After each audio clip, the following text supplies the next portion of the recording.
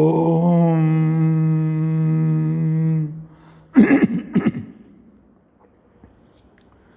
जन्माद्यस्य यतोन्मयादितरतश्चार्थेष्वभिज्ञस्वराट् तेने ब्रह्महृदाय आदिकवये मुह्यन्ति यं सूरयः तेजो वारिमृदां यथा विनिमयो यत्र त्रिसर्गो मृषा धाम्ना स्वेन सदा निरस्तकुहकं सत्यं परं धीमहि सृष्टिस्थित्यप्ययेयां नियतदृशितमो बन्धमोक्षाश्च यस्मात् अस्य श्रीब्रह्मरुद्र प्रभृतिसुरनरद्वीषशत्रुत्मकस्य विष्णोर्व्यस्ताः समस्ताः सकलगुणनिधिः सर्वदोषव्यपेतः पूर्णानन्दाप्ययो यो गुरुरपि परमश्चिन्तयेतं महान्तम् धर्मप्रोज्झितकैतवोऽत्र परमः निर्मत्सराणां सतां वेद्यं वास्तवं वस्तु शिवदं तापत्रयोन्मूलनं श्रीमद्भागवते महामुनिकृते किं वा परैः ईश्वरः सत्यो हृद्यवरुध्यतेऽत्र कृतिभिः शुश्रूषुभिस्तक्षणात् निगमकल्पतरुर्गलितं फलं शुकमुखादमृतद्रवसंयुतं पिबत भागवतं रसम् आलयं मुहुरहो रसिकाः भुवि भावुकाः अभ्रमं भङ्गरहितं अजडं विमलं सदा आनन्दतीर्थमतुलं भजे तापत्रयापहं भवति यदनुभावादेडमूकोऽपि वाग्मी जडमतिरपि जन्तुर्जायते प्राज्ञमौलिः सकलवचनचेतो देवता भारती सा मम वचसि निधत्तां सन्निधिं मानसे च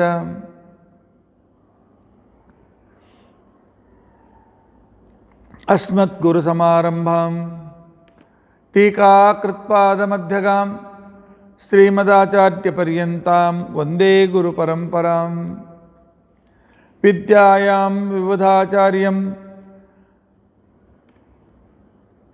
वेदज्ञानाब्धिचन्दिरं दुर्मतध्वान्तमार्ताण्डं सत्यध्यानमुनिं भजे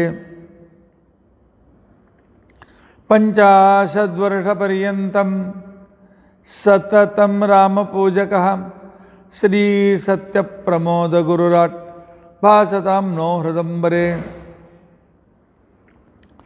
बन्धुस्त्वं गुरुरिष्टदैवतमिति त्वत्पादपङ्केरुहं प्राप्तं मां परिपालयेति सततं याचे निबद्धाञ्जलिः चित्तं मद्गुणदोषचिन्तनविधौ नूनं मनाङ्मा कृथाः श्रीसत्यात्मगुरो त्वदङ्घ्रियुगलं हित्वा न मे सद्गतिः यैरहं शुकवत् सम्यक् शिक्षितोऽस्मि कृपालुभिः तान् वन्दे धेनुपाचार्यान् तत्त्वज्ञानार्थसिद्धये श्रीगुरुभ्यो नमः। हरिः ओम।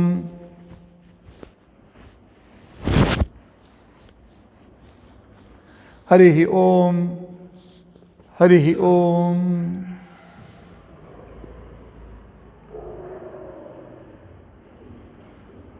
स्वस्तिस्तु अषेढसन्मङ्गलानि सन्तु श्लोकैकश्रवणपठनमात्रेण वक्तुश्च श्रोतॄणां निखिलकलिकृतकल्मषापनोदनपुटतरे धर्माद्यखिलपुरुषार्थसाधने भूते अद्य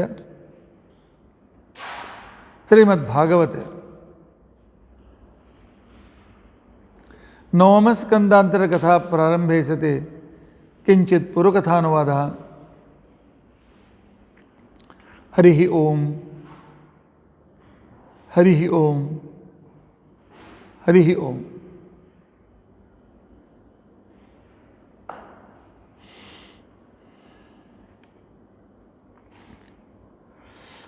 ಇವತ್ತಿನ ಕಥಾ ಪ್ರಾರಂಭ ಮಾಡುವ ಪೂರ್ವದಲ್ಲಿ 2 ಪ್ರಶ್ನೆಗಳು ಶ್ರೋತೃಗಳು ಕೇಳಿದ್ದಾರೆ. ಒಂದು ಪ್ರಶ್ನೆ ಬಿಜಾಪುರದಿಂದ ಬಂದಿದೆ, ಇನ್ನೊಂದು ಪ್ರಶ್ನೆ ಅಮರನಾಥಿಂದ ಬಂದಿದೆ. ಬಿಜಾಪುರದಿಂದ ಬಂದಿರತಕ್ಕಂಥ ಪ್ರಶ್ನೆ, ವಿಶ್ವಾಮಿತ್ರರು ಗಾಯತ್ರಿ ಮಂತ್ರವನ್ನು ಕಂಡರು, ಅದಕ್ಕೆ ಗಾಯತ್ರ್ಯ ವಿಶ್ವಾಮಿತ್ರ ಋಷಿ ಅಂತ ತಿಳ್ಕೊಂಡು ಅಂಥೇಳಿ ಆ ಮಂತ್ರವನ್ನು ಹೇಳುವಾಗ ನಾವು ಹೇಳ್ತೇವೆ.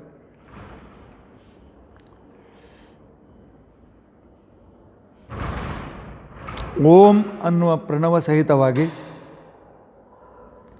ಆನಂತರ ಭೂಹು ಭುವಃ ಸ್ವಹ ಅಂತಕ್ಕಂತಹ ವ್ಯಾಹೃತಿ ಮಂತ್ರದ ಸಹಿತವಾಗಿ, ತತ್ಸವಿತುರ್ವರೆಣ್ಯಂ ಭರ್ಗೋದೇವಸ್ಯ ಧೀಮಹಿ ಧಿಯೋ ಯೋ ನ ಪ್ರಚೋದಯಾತ್ ಅಂತಕ್ಕಂತಹ 24 ಅಕ್ಷರಗಳ ಈ ಗಾಯತ್ರಿ ಸಹಿತವಾಗಿ ಹೇಳುವ ಮಂತ್ರಕ್ಕೆ ವಿಶ್ವಾಮಿತ್ರ ಗಾಯತ್ರಿ ಅಂಥೇಳಿ ಹೆಸರು. ಹಾಗೆ ಏಕಾಕ್ಷರಿ ಗಾಯತ್ರಿ ಇದೆ, ವಿಷ್ಣು ಗಾಯತ್ರಿ ಇದೆ, ಬ್ರಹ್ಮ ಗಾಯತ್ರಿ ಇದೆ,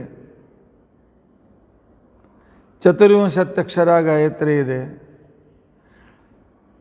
ಏಕೋತ್ತರ ಶತಾಕ್ಷರ ಗಾಯತ್ರಿ ಇದೆ, ಸಹಸ್ರಾಕ್ಷರ ಗಾಯತ್ರಿನೂ ಕೂಡ ಇದೆ.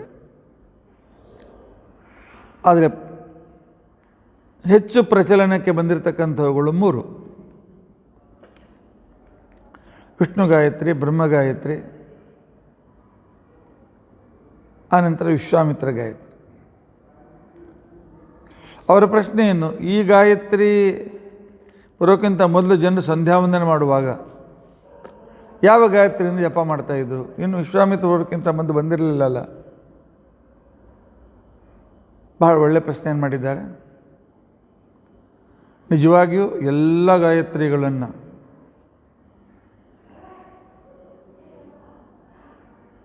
ಹಯಗ್ರೀವ ದೇವರು ತಮ್ಮ ನಿಶ್ವಾಸದಿಂದ ಸಕಲ ವೇದ ಮಂತ್ರಗಳನ್ನು ಉಚ್ಚರಿಸಿ ಬಿಟ್ಟಿದ್ದಾರೆ. ಆಕಾಶದಲ್ಲಿ ಧನುರೂಪದಿಂದ ತರಂಗಿತವಾಗಿರ್ತಕ್ಕಂಥವುಗಳನ್ನು ವಿಂಶತಿ ಅನ್ಯೂನಃ ಋಷಿ ಅಂತ ತಿಳ್ಕೊಂಡು ಅಂತ ಹೇಳಿದ ಪ್ರಕಾರ 20 ಲಕ್ಷಣಕ್ಕಿಂತಲೂ ಹೆಚ್ಚು ಲಕ್ಷಣಗಳಿರುವ ಆ ಋಷಿಗಳು ಭಗವಂತನಂತೆ ಉಚ್ಚರಿತವಾಗಿರ್ತಕ್ಕಂತಹ ತಮ್ಮ ಧ್ಯಾನದ ಏಕಾಗ್ರತೆಯಲ್ಲಿ ಆ ಮಂತ್ರಗಳನ್ನು ಕಾಣ್ತಾರೆ. ವಿಶ್ವಾಮಿತ್ರ ಬರೋಕ್ಕಿಂತಲೂ ಮೊದಲು ಆ ವಿಶ್ವಾಮಿತ್ರ ಗಾಯತ್ರಿ ಇದ್ದೇ ಇತ್ತು. ಹಾಗಾದರೆ ಅಪೌರುಷೇಯ ವೇದಗಳಲ್ಲಿ ವಿಶ್ವಾಮಿತ್ರ, ವಸಿಷ್ಠ ಇತ್ಯಾದಿ ಋಷಿಗಳು ಹೇಗೆ? ಐತರೇಯ ಭಾಷೆಯಲ್ಲಿ ಆಚಾರ್ಯ ಹೇಳ್ತಾರೆ, ಇವೆಲ್ಲ ಭಗವದ್ವಾಚ್ಯಗಳು.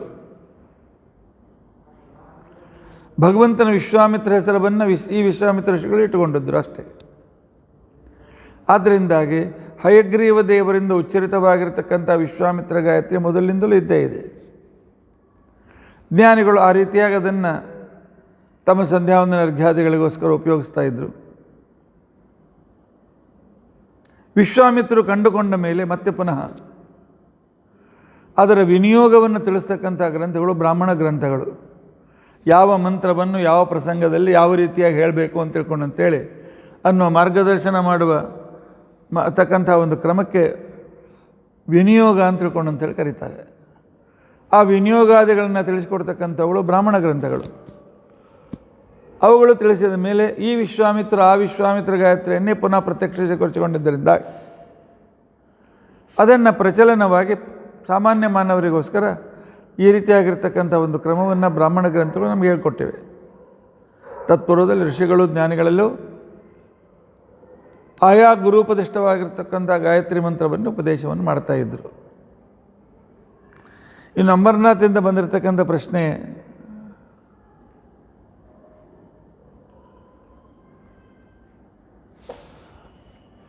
ವರ್ಣಗಳು ಯಾವಾಗಿಂದ ಬಂದು? ಬ್ರಾಹ್ಮಣ, ಕ್ಷತ್ರಿಯ, ವೈಶ್ಯ, ಶೂದ್ರ ವರ್ಣಗಳು ಯಾವಾಗಿನಿಂದ ಬಂದಿದ್ದು? ಯಾಕೆಂದ್ರೆ ಕೆಲವು ಪುರಾಣ ವಾಕ್ಯಗಳು ಸಿಗ್ತವೆ. ಮೊದಲು ವರ್ಣ ಒಂದೇ ವರ್ಣ ಇತ್ತು, ಆನಂತರ ಅದು ಆಯಾ ರೀತಿಯಿಂದ ವಿಭಕ್ತವಾಯಿತು ಅಂತ ಹೇಳಿದರು. ಹಾಗಲ್ಲ, ಎಂದು ಪರಮಾತ್ಮ ಸೃಷ್ಟಿ ಮಾಡಿದ ಅವತ್ತಿನ ಜೊತೆಗೆ ವರ್ಣವನ್ನು ಸೃಷ್ಟಿ ಮಾಡಿದ.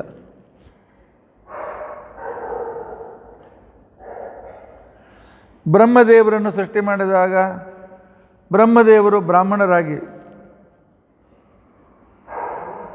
ವಾಯುದೇವರಿಂದ ಆರಂಭ ಮಾಡಿಕೊಂಡು ಇಂದ್ರನವರೆಗೆ ಎಲ್ಲರೂ ಕ್ಷತ್ರಿಯರು. ಇಂದ್ರನಿಂದ ಆರಂಭ ಮಾಡಿಕೊಂಡು ಕುಬೇರ ಇತ್ಯಾದಿಗಳವರೆಗೆ ದೇವತೆಗಳು ವೈಶ್ಯ ದೇವತೆಗಳು. ಆನಂತರ ಶನೀಶ್ವರ, ಆನಂತರ ಯಮಧರ್ಮರಾಜ ಇತ್ಯಾದಿ ದೇವತೆಗಳು, ಇವು ಶೂದ್ರ ದೇವತೆಗಳು ಅಂತ ಅನಿಸ್ಕೊಳ್ತಾರೆ. ಹೇಗೆ ಆಯಾ ವರ್ಣಗಳಿಗೆ ಕರ್ತವ್ಯಗಳಿದೆ, ಆ ಕರ್ತವ್ಯವನ್ನು ಅವರಿಗೆ ನಿವಾರಿಸಿದ್ದಾನೆ ಪರಮಾತ್ಮ. ಮೊಟ್ಟ ಮೊದಲು ಬ್ರಹ್ಮದೇವರು ಕಂಡುಕೊಂಡಿರ್ತಕ್ಕಂತಹ ಸೂಕ್ತ ಸಹಸ್ರ ಶೀರ್ಷ ಪುರುಡ ಸಹಸ್ರಾಕ್ಷ ಸಹಸ್ರಪಾದ, ಅದರಲ್ಲಿ ಉಲ್ಲೇಖ ಇದೆ. ಬ್ರಾಹ್ಮಣ ಕ್ಷತ್ರಿಯ ವೈಶ್ಯ ಶೂದ್ರರ ಉಲ್ಲೇಖ ಇದ್ದದರಿಂದಾಗಿ ವರ್ಣಗಳು ಕೂಡ ಸೃಷ್ಟಿ ಆರಂಭದಿಂದಲೇ. ಇನ್ನು ಆಯಾ ಕಾಲದಲ್ಲಿ ಅದನ್ನು ರಾಜರು ಕಂಪಲ್ಸರಿ ಮಾಡಿದರು, ರಾಜರು ಅದೇ ರೀತಿಯಾಗಿ ವ್ಯವಹಾರವನ್ನು ಮಾಡ್ತಾಯಿದ್ರು. ಆನಂತರ ಕೆಲವು ಉಪಜೀವನವಾಯಿತು, ಕೆಲವು ಆತ್ಮ ಆಚರಣೆಗೋಸ್ಕರ ಧರ್ಮರೂಪದಿಂದ ಉಳಿದವು. ಈ ಕ್ರಮದಲ್ಲಿ ಚಾತುರ್ವರ್ಣ್ಯವು ಕೂಡ ಅನಾದಿ ಅಂತಿಕೊಂಡಂತೆ ಹೇಳ್ಬೋದು. ಇನ್ನು ನಿನ್ನಿನ ಕಥೆ.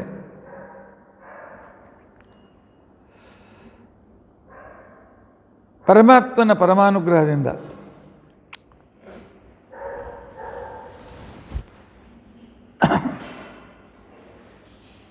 ಋತುಪರ್ಣ ನಲನಿಗೆ ಅನುಕೂಲವಾಗಿರ್ತಕ್ಕಂಥ ಸಹಾಯವನ್ನು ಮಾಡಿದ. ಆ ನಲನ ಕಥೆಯನ್ನು ಕೂಡ ಕೇಳಿ ನಂತರದಲ್ಲಿ ಕರ್ಕೋಟಕಸ್ಯ ನಾಗಸ್ಯ ದಮಯಂತ್ಯ ನಲಸ್ಯ ಚ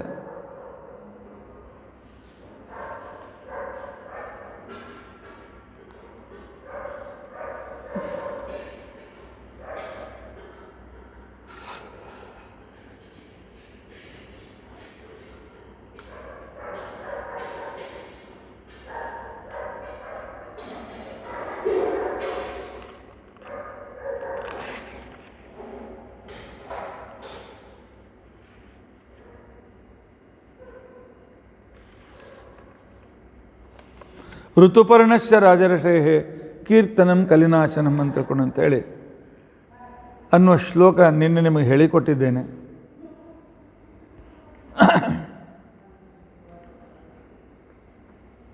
ಈ ಋತುಪರ್ಣನ ಮಗ ಸರ್ವಕಾಮ ಅಂಥೇಳಿ, ಸರ್ವಕಾಮನ ಮಗ ಸುದಾಸ ಅಂತ ತಿಳ್ಕೊಂಡು ಅಂಥೇಳಿ, ಸುದಾಸನ ಮಗನೇ ಸೌದಾಸ. ಸೌದಾಸ ಅವನ ಹೆಂಡತಿ ಹೆಸರು ಮದಯಂತಿ. ಪುರಾಣಗಳಲ್ಲಿ ಅಷ್ಟು ವಿಸ್ತಾರವಾಗಿ ಬರದೇ ಇದ್ದರೂ ಕೂಡ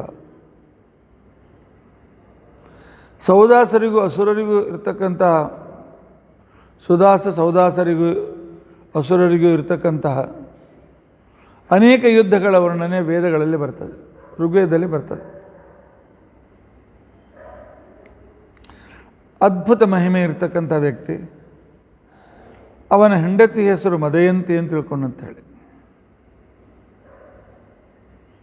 ಇವನು ಎಲ್ಲ ದುಷ್ಟರನ್ನು ಸಂಹರಿಸಿ ಜಗತ್ತಿನ ಸಕಲರಿಗೂ ರಕ್ಷಕನಾಗಿದ್ದ ಅಂತ ತಿಳ್ಕೊಂಡಂತೇಳಿ, ಸಕಲರ ಮಿತ್ರ ಅಂತ ತಿಳ್ಕೊಂಡಂತೇಳಿ ಅವನು ಮಿತ್ರ ಸಹ ಅಂತ ಕೂಡ ಹೆಸರು ಬಂತು.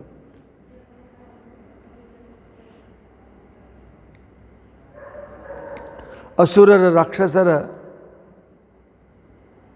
ಬುಡವನ್ನೇ ನಾಶಪಡಿಸಲು ಪ್ರಯತ್ನಿಸಿ ಅನೇಕ ಅಸುರರ ಜಾತಿಗಳನ್ನು ನಿರ್ನಾಮ ಮಾಡಿದ್ದರಿಂದಾಗಿ ಅಸುರರಿಗೆ ಇವನ ಮೇಲೆ ಸಿಟ್ಟಿತ್ತು. ಜಗತ್ತಿನಲ್ಲಿ ಜನರು ಇವನಿಗೆ ಇದರ ತಮ್ಮ ಹೆಸರಿನ ಜೊತೆಯಲ್ಲಿ ತ್ರಸದ್ದಸ್ಯು ಅಂತ ಕೂಡ ಹೆಸರು ಅವನನ್ನು ಕರಿತಾ ಇದ್ರು. ತ್ರಸತ್ತ ದಸ್ಯು ಯಾವ ಶತ್ರುಗಳನ್ನು, ಸಮಾಜ ಕಂಟಕರನ್ನು ಅವರನ್ನು ಇವನು ನಾಶಪಡಿಸದೇ ಇಲ್ಲ. ದಸ್ಯೂನ್ ತ್ರಾಸಯತಿ ಇತಿ ತ್ರಸದ್ದಸ್ಯು. ಇವನ ಹೆಂಡತಿ ಮದಯಂತಿ, ಅವಳು ಎಷ್ಟು ಪತಿವ್ರತೆ ಇದ್ಲು ಅಂತ ತಿಳ್ಕೊಂಡಂತಂದರೆ, ಅಪವಿತ್ರರಾಗಿರ್ತಕ್ಕಂತಹ ವ್ಯಕ್ತಿಗಳಿಗೆ ಕಣ್ಣಿಗೆ ಬೀಳ್ತಿರಲಿಲ್ಲ. ಅವ್ರಿಗೆ ಕಾಣಿಸ್ತಿರಲಿಲ್ಲ. ಅಧರ್ಮ ಅಪವಿತ್ರರಾಗಿರ್ತಕ್ಕಂಥ ವ್ಯಕ್ತಿಗಳಿಗೆ. ನಿಮಗೆ ಪ್ರಹ್ಲಾದ ಭಗವಂತನ ವಿಶೇಷವಾಗಿರ್ತಕ್ಕಂತಹ ಗುಣಗಳನ್ನು ವರ್ಣಿಸುವಾಗ ಈ ಕಥೆ ನಾನು ಹೇಳಿದ್ದೇನೆ. ಬೈದ ಅಂತ ತಿಳ್ಕೊಂಡಂತ ಹೇಳಿ ಅತ್ಯಂತ ಶ್ರೇಷ್ಠನಾಗಿರ್ತಕ್ಕಂಥ ಶಿಷ್ಯ, ಆರುಣಿ ಋಷಿಗಳ ಶಿಷ್ಯ.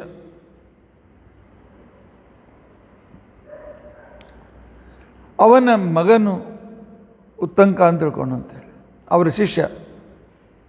ಅವರ ಶಿಷ್ಯ ಉತ್ತಂಕ ಅಂತ ತಿಳ್ಕೊಂಡಂತ ಹೇಳಿ ಗುರುಗಳ ಹತ್ತಿರ ಅನೇಕ ವಿದ್ಯೆಗಳನ್ನು ಕಲಿತ, ಅದ್ಭುತವಾದ ಮಾಯಾವಿದ್ಯೆಯನ್ನು ಕೂಡ ಕಲಿತಿದ್ದಾನೆ. ಗುರುಗಳಿಗೆ ಕೇಳಿದ, ಬೈದ ಋಷಿಗಳಿಗೆ, ತಮಗೆ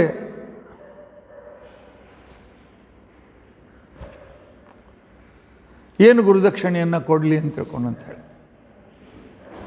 ಗುರುದಕ್ಷಿಣೆ ಏನು ಬೇಕು ಅಂಥೇಳಿ.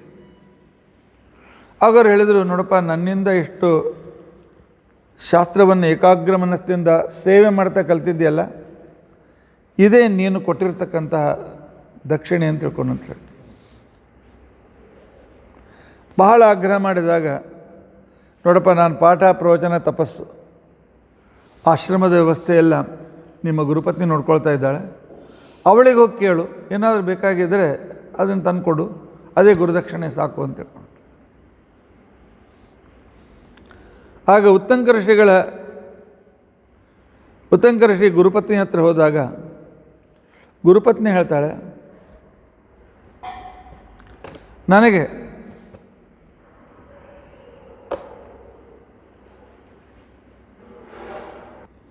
ಗುರುಪತ್ನಿಯರ ಹತ್ರ ಹೋದಾಗ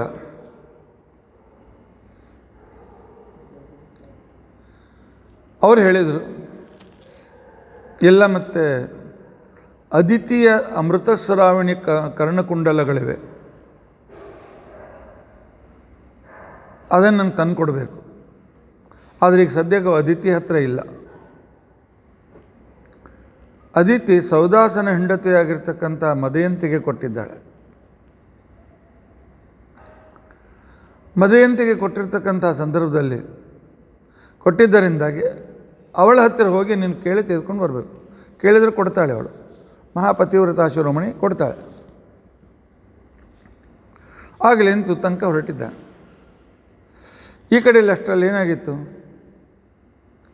ಸೌದಾಸ ಅನೇಕ ಅಸುರನ್ನು, ಒಬ್ಬ ಅಣ್ಣ ತಮ್ಮಂದಿರು ಅಸುರರು ಯುದ್ಧದಲ್ಲಿ ಒಬ್ಬನನ್ನು ಕೊಂದ, ಒಬ್ಬನು ಓಡಿ ಹೋದ. ತಮ್ಮ ಓಡಿ ಹೊಡೆದ, ಆನಂತರ ತನ್ನ ಅಣ್ಣನನ್ನು ಕೊಂದ ಈ ಸೌದಾಸನ ಮೇಲೆ ಸೇಡಿ ತೀರಿಸಿಕೊಳ್ಬೇಕು ಅಂತೇಳಿ ನಿರ್ಧಾರ ಮಾಡಿದ. ನಿರ್ಧಾರ ಮಾಡಿ ಅವನು ವೇಷವನ್ನು ಬದಲಾಯಿಸಿ ಸೌದಾಸನ ಮನೆಯಲ್ಲಿ ಅಡಿಗೆವನಾಗಿ ಸೇರಿಕೊಂಡಿದ್ದಾನೆ. ಅಡಿಗೆವನಾಗಿ ಸೇರಿಕೊಂಡಿರ್ತಕ್ಕಂಥ ಸಂದರ್ಭ ವಸಿಷ್ಠರು ಯಾವ ದಿವಸ ಅವ್ರ ಮನೆಗೆ ಊಟಕ್ಕೆ ಬರ್ತಾಯಿದ್ರು. ಇವೆಲ್ಲ ಅಯೋಧ್ಯೆಯ ರಾಜರಾದ್ದರಿಂದ ವಸಿಷ್ಠರೇ ಅವರ ಗುರುಗಳು. ಆ ದಿನ ಅವನು ಆಹಾರದಲ್ಲಿ ಮನುಷ್ಯರ ಮಾಂಸವನ್ನು ಸೇರಿಸಿ ಎಲೆಯಲ್ಲಿ ಬಡಿಸಿದ್ದಾನೆ. ಮಹಾಭಾರತ ಪ್ರಕಾರ ಸ್ವಲ್ಪ ಕಥೆಯಲ್ಲಿ ಬದಲಾವಣೆ ಇದೆ. ಇಬ್ಬರು ಅಸುರರು ಹುಲಿಯ ವೇಷದಿಂದ ಓಡಾಡ್ತಾ ಇದ್ದರು. ಆಗ ಬೇಟೆಯಾಡುತ್ತಾ ಸೌದಾಸ ಹುಲಿವೇಷದಿಂದಿರುವ ಇವನ ಅಣ್ಣನನ್ನು ಸಂಹಾರ ಮಾಡಿದ್ದರಿಂದಾಗಿ ಆಗ ಅವನ ತಮ್ಮನಿಗೆ ಬಹಳ ಸಿಟ್ಟು ಬಂತು. ಅದಕ್ಕೋಸ್ಕರ ಅವನೇನು ಮಾಡಿದ, ಮಾಯಾವಿದ್ಯೆಯಿಂದ ಒಂದು ಸಲ ಸೌದಾಸನ ಕನಸಿನಲ್ಲಿ ಬಂದು, ಅಲ್ಲಿ ಬಂದದ್ದು ಭಗವಂತನೇ ಆ ರೂಪದಿಂದ ಬಂದಿರಬೇಕು, ವಸಿಷ್ಠರ ವೇಷದಿಂದ ಬಂದು, ಸೌದಾಸ ನಾಳೆ ನಿನ್ನ ಮನೆಗೆ ನಾನು ಊಟಕ್ಕೆ ಬರ್ತೇನೆ, ನನಗೆ ನರಮಾಂಸದಿಂದ ಅಡುಗೆ ಮಾಡಿ ಹಾಕಬೇಕು, ಮನುಷ್ಯ ಮಾಂಸದ ಅಡುಗೆ ಮಾಡಿ ಹಾಕಬೇಕು. ಕಥೆ ಕೇಳಿ ಬಹಳ ಅಲ್ಪನಾ ಅಂತ ತಿಳ್ಕೊಳ್ಬೇಡಿ. ಕ್ಷತ್ರಿಯರ ಮನೆಗೆ ಊಟಕ್ಕೆ ಬಂದಾಗ ಅವರು ತಮ್ಮ ಆಹಾರವನ್ನೇ, ತಮ್ಮ ಮಾಂಸದ ಆಹಾರವನ್ನೇ ಅವರಿಗೆ ಬಡಿಸ್ತಾ ಇದ್ದರು. ಅವರು ಅದನ್ನು ತಮ್ಮ ಹಣ್ಣು ಹಂಪಲು ಮಾಡ್ಕೊಂಡು ಸ್ವೀಕಾರ ಮಾಡ್ತಾಯಿದ್ರು. ಅವರ ವೇಷ ಹಿಂದೆ ಬಂದು ಸೌದಾಸನಿಗೆ ವಿಚಿತ್ರ ವೇಷ ಹೀಗೆ ಕೇಳ್ತಾ ಇದ್ದಾರೆ ನಮ್ಮ ಗುರುಗಳು, ಅದರ ಗುರುಗಳ ಆಜ್ಞೆ ಅಂತ ಅಡುಗೆ ಮಾಡಿಸಿದ್ದಾನೆ. ಎಲೆಯಲ್ಲಿ ಬಡಿಸಿದ್ದರಿಂದಲೇ ಗೊತ್ತಾಯಿತು ವಸಿಷ್ಠರಿಗೆ ಜ್ಞಾನದಿಂದ. ಸೆಟ್ಟಿನಿಂದ ಥರಥರ ಭಂಗ ಸೆಟ್ಟು ಬಂತು. ಸೌದಾಸ, ನರಮಾಂಸವನ್ನು ನನಗೆ ಹಾಕಿ ನನ್ನ ವ್ರತವನ್ನು ಕೆಡಿಸಿ ನನ್ನ ಬ್ರಾಹ್ಮಣನ ಕೆಡಿಸ್ಬೇಕಂತ ಮಾಡಿದ್ಯಾ? ಈಗ ನಿನಗೆ ಶಾಪ ಕೊಡ್ತೇನೆ, ಈ ನರಮಾಂಸ ನರಭಕ್ಷಕರು ರಾಕ್ಷಸರು, ನೀನು ರಾಕ್ಷಸನಾಗು ಅಂತ ತಿಳ್ಕೊಂಡು ಅಂತೇಳಿ ಶಾಪ ಕೊಟ್ಟೆ.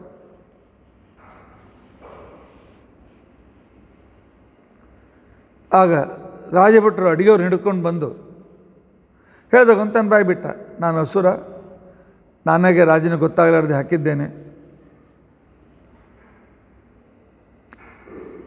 ಆಗ ವಸಿಷ್ಠರು ಹೇಳಿದ್ರು, ತಪ್ಪು ನಿಲ್ಲದೇ ಇದ್ದರೂ ಕೂಡ ತಮ್ಮ ಸೇವಕರು ಮಾಡಿದ ತಪ್ಪಿಗಳಿಗೆ ಜವಾಬ್ದಾರಿ ಯಜಮಾನ, ಇದರಲ್ಲಿ ನೀನು ತಪ್ಪಿಲ್ಲ, ಅದರಿಂದಾಗಿ ನಿನಗೆ ಪೂರ್ತಿ ರಾಕ್ಷಸ ಜನ್ಮ ಬೇಡ, 12 ವರ್ಷ ರಾಕ್ಷಸನಾಗಿರು, ಆನಂತರ ನಿನಗೆ ಮತ್ತೆ ಮೊದಲಿನಂತರ ರಾಜನಾಗ್ತೆ ಅಂತ ತಿಳ್ಕೊಂಡು ಅಂತೇಳಿ ಶಾಪ ಕೊಟ್ಟು ಹೋಗಿದ್ದಾರೆ.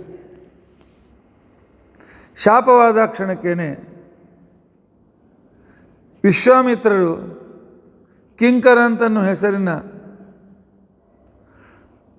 ಅಸುರನಿಗೆ ಕಲ್ಮಾಷಪಾದನಲ್ಲಿ ಹೋಗಿ ಸೇರ್ಕೋ, ಈ ರಾಜನಲ್ಲಿ ಸೌದಾಸನಲ್ಲಿ ಹೋಗಿ ಸೇರ್ಕೋ ಅಂತ ತಿಳ್ಕೊಂಡು ಅಂತ ಹೇಳಿದ್ದಾರೆ. ತನ್ನ ತಪ್ಪಿಲ್ಲದೆ ವಸಿಷ್ಠರು ಶಾಪ ಕೊಟ್ಟದ್ದಕ್ಕೋಸ್ಕರ ತ್ರಿಕಾಲ ಜ್ಞಾನಿಗಳು ವಿಚಾರ ಮಾಡಿ ಕೊಡಬೇಕಾಗಿತ್ತು ಅಂತ ತಿಳ್ಕೊಂಡು ಅಂತೇಳಿ ಈ ಅಸುರ ಪ್ರವೇಶದಿಂದ ಸೌದಾಸನಿಗೆ ಕಿಂಕರ ಅಂತ ಅಸುರ ಪ್ರವೇಶದಿಂದ ಸೌದಾಸನಿಗೂ ಸಿಟ್ಟು ಬಂದು ಅವನು ರಾಜರ್ಷಿ ತಪಸ್ಸು ಮಾಡಿದ್ದ. ನೀರನ್ನು ಕೈಯಲ್ಲಿ ತೆಗೆದುಕೊಂಡು ವಸಿಷ್ಠರು ನಿಮಗೆ ಶಾಪ ಕೊಡ್ತೇನೆ ಅಂತ ತಿಳ್ಕೊಂಡು ಅಂತೇಳಿ ಆಗ ಅವನ ಹೆಂಡತಿ ಪತಿವ್ರತೆ ಆಗಿರ್ತಕ್ಕಂಥ ಮದೆಯಂತೆ ಬಂದು ಅವನ ಕೈಯನ್ನು ಗಟ್ಟಿಯಾಗಿ ಹಿಡಿತಾಳೆ. ಬೇಡ ಸ್ವಾಮಿ, ಈಗಾಗಲೇ ಅವರ ಶಾಪದಿಂದ 12 ವರ್ಷ ನೀವು ರಾಕ್ಷಸರಾಗ್ತಾ ಇದ್ದೀರಿ, ನಿಮ್ಮ ವೈಯಕ್ತಿಕವಾದಂಥ ತಪ್ಪಿನಿಂದ ಆಯಿತು. ಆದರೆ ಗುರುಗಳಿಗೆ ಋಷಿಗಳಿಗೆ ಶಾಪ ಕೊಟ್ಟರೆ ವಂಶ ನಷ್ಟವಾಗಿ ಹೋಗ್ತದೆ, ಆ ರೀತಿಯಾಗಿ ಆಗೋದು ಬೇಡ ಅಂತ ತಿಳ್ಕೊಂಡು ಅಂಥೇಳಿ ಆಗ ಕೇಳಿಕೊಂಡಿದ್ದಾರೆ. ಪತಿವ್ರತೆಯಾದ ಹೆಂಡತಿ ಮಾತನ್ನು ಅವನು ಸರ್ವಸಾಮಾನ್ಯವಾಗಿ ಅವಳ ಸಜೆಷನ್ಗಳನ್ನು ಕೇಳ್ತಾ ಇದ್ದ. ಆಗ ಅವನು ಹೇಳಿದ, ಹಾಗಾದರೆ ಇದನ್ನು ಎಲ್ಲಿ ಹಾಕಲಿ, ಈ ಅಭಿಮಂತ್ರತೆಯನ್ನು ಎಲ್ಲಿ ಹಾಕಿದರೂ ಆ ಕಾಲದಲ್ಲಿ ಎಲ್ಲ ಭಾಗ ಸುಟ್ಟು ಹೋಗ್ಬಿಡ್ತಾರೆ. ನೋಡಿದ ಅವನು ಭಗವಂತನ ಸರ್ವತ್ರ ಉಪಾಸಕ, ಎಲ್ಲ ಕಡೆಯಲ್ಲಿಯೂ ಕೂಡ ಅನೇಕ ಪ್ರಾಣಿಗಳು ಜೀವಿಗಳು ಕಾಣ್ತಾ, ಅಂತ ಇಲ್ಲದೇ ಇರ್ತಕ್ಕಂಥ ಯಾವ ಪ್ರದೇಶವೂ ಕಾಣಿಸ್ಲಿಲ್ಲ. ಪ್ರಾಣಿ ಹಿಂಸೆ ಮಾಡಬಾರ್ದು ಅಂತ ತಿಳ್ಕೊಂಡು ಅಂತೇಳಿ ಆ ನೀರನ್ನು ತನ್ನ ಕಾಲ ಮೇಲೆ ಹಾಕ್ಕೊಂಡ್ಬಿಟ್ಟ. ಆ ಅಭಿಮಂತ್ರಿತವಾದ ನೀರಿನಿಂದ ಶಾಪ ಕೊಡೋದಕ್ಕೋಸ್ಕರ ಅಭಿಮಂತ್ರಿತವಾದ ನೀರಿನಿಂದ ಅವನಿಗೆ 2 ಕಾಲುಗಳು ಸುಟ್ಟು ಕರಕಾದು, ಸುಟ್ಟು ಕಪ್ಪು ಅಂತ ತಿಳ್ಕೊಂಡಂತಂದರೆ ಡಾಂಬರ್ಕ್ಕಿಂತಲೂ ಹೆಚ್ಚಿನ ಕಪ್ಪು. ಸಂಸ್ಕೃತದಲ್ಲಿ ಕಲ್ಮಾಷ ಅಂತ ತಿಳ್ಕೊಂಡಂತಂದರೆ ಅತಿ ಕಪ್ಪು ಅಂತ ಹೆಸರು. ಅವತ್ತಿನಿಂದ ಈ ಮಿತ್ರ ಸಹ ಸೌದಾಸ, ತಂದೆ ತಾಯಿ ಇಟ್ಟ ಹೆಸರು, ಮಿತ್ರ ಸಹ ತ್ರಸದ್ದಸ್ಸು, ಅವತ್ತಿನಿಂದ ಕಲ್ಮಾಷಪಾದ ಅಂತ ಹೆಸರಿನಿಂದ ಪ್ರಸಿದ್ಧನಾದ. ಉತ್ತಂಕ ಬರುವಾಗ ಅವನ ಅಸುರನ ರಾಕ್ಷಸನಾಗಿದ್ದ. ರಾಜ್ಯಕ್ಕೆ ಬಂದ ಮೇಲೆ ಅಲ್ಲಿ ಪ್ರಜೆಗಳಿಂದ ಗೊತ್ತಾಯಿತು ಸೌದಾಸ ರಾಕ್ಷಸ ರೂಪದಿಂದ ಕಾಡಿನಲ್ಲಿ ತಿರುಗಾಡ್ತಾ ಇದ್ದಾನೆ ಅಂತ ತಿಳ್ಕೊಂಡು ಅಂತೇಳಿ. ಇವನು ತಪಸ್ವಿ, ಗುರುಕುಲಕ್ಕಿಂತ ಹೊರಗೆ ಬೀಳುವಷ್ಟರಲ್ಲಿ ತಪಸ್ಸುಗಳಾಗಿ ಹೊರಗೆ ಬೀಳ್ತಾಯಿದ್ರು. ಹೋಗಿ ಭೇಟಿಯಾದ ಸೌದಾಸನನ್ನು, ನಿನ್ನ ಹೆಂಡತಿಗೆ ನೀನು ಪ್ರೇರಣೆ ಮಾಡಬೇಕು,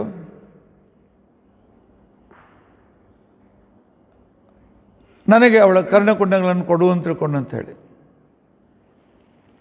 ಯಾಕೆ ನಿನ್ನ ಆಜ್ಞೆ ಇಲ್ಲದೆ ಇದ್ದರೆ ಅವಳು ಏನು ಮಾಡೋದಿಲ್ಲ, ಅಷ್ಟು ಪತಿವ್ರತಾ ಶಿರೋಮಣಿ ಅವಳು. ಆಗಲಿ ನಾನು ಹೇಳಿದ್ದೇನೆ ಅಂಥೇಳು, ಕೇಳಿ ತೆಗೆದುಕೋ ಅಂತ ತಿಳ್ಕೊಂಡು ಅಂಥೇಳಿ. ದಾರಿಯಲ್ಲಿ ಒಂದು ಪವಿತ್ರವಾದ ಆಕಳು ನನ್ನ ಗೋಮಯವನ್ನು ಸ್ವೀಕಾರ ಮಾಡು ಅಂತ ತಿಳ್ಕೊಂಡು ಅಂತ ಹೇಳಿದ್ದರಿಂದಾಗಿ ಸ್ವಲ್ಪ ಗೋಮಯವನ್ನು ಸ್ವೀಕರಿಸಿಕೊಂಡು ಕೈ ತೊಗೊಂಡು ಹೊರಟುಬಿಟ್ಟ. ನಮ್ಮಲ್ಲಿ ಏನು ತಿಂದರೂ ಆಚಮನ ಮಾಡಬೇಕು, ಆಚಮನ ಮಾಡದೇ ಇದ್ದರೆ ಅವನಿನ್ನೂ ಅಪವಿತ್ರನಾಗೇ ಇರ್ತಾನೆ. ಮತ್ತು ನಾಳೆ ಪ್ರಶ್ನೆ ಕಳಿಸ್ಬೇಡಿ, ಚಹಾ ಕುಡಿದ ಮೇಲೆ ಅಂತ ತಿಳ್ಕೊಂಡಂತೇಳಿ ಆಚಮನ ಮಾಡಬೇಕೆ ಅಂತ ತಿಳ್ಕೊಂಡಂತೇಳಿ. ಚಹಾ ಕಾಫಿ ಕೊಡಿ ಅಂತ ನಮ್ಮ ಶಾಸ್ತ್ರ ಹೇಳಿಲ್ಲ. ಶಾಸ್ತ್ರದಲ್ಲಿ ವಿಧಾನ ಇಲ್ಲದೆ ನಾವು ಉತ್ತರನೂ ಕೊಡಲಿಕ್ಕಾಗೋದಿಲ್ಲ. ಹಾಲು ಕುಡಿದ ಮೇಲೆ ಆಚಮನ ಮಾಡಿ, ನೀರು ಕುಡಿದ್ರೆ ಆಚಮನ ಮಾಡಿ, ಊಟ ಆದಮೇಲೆ ಆಚಮನ ಮಾಡಿ.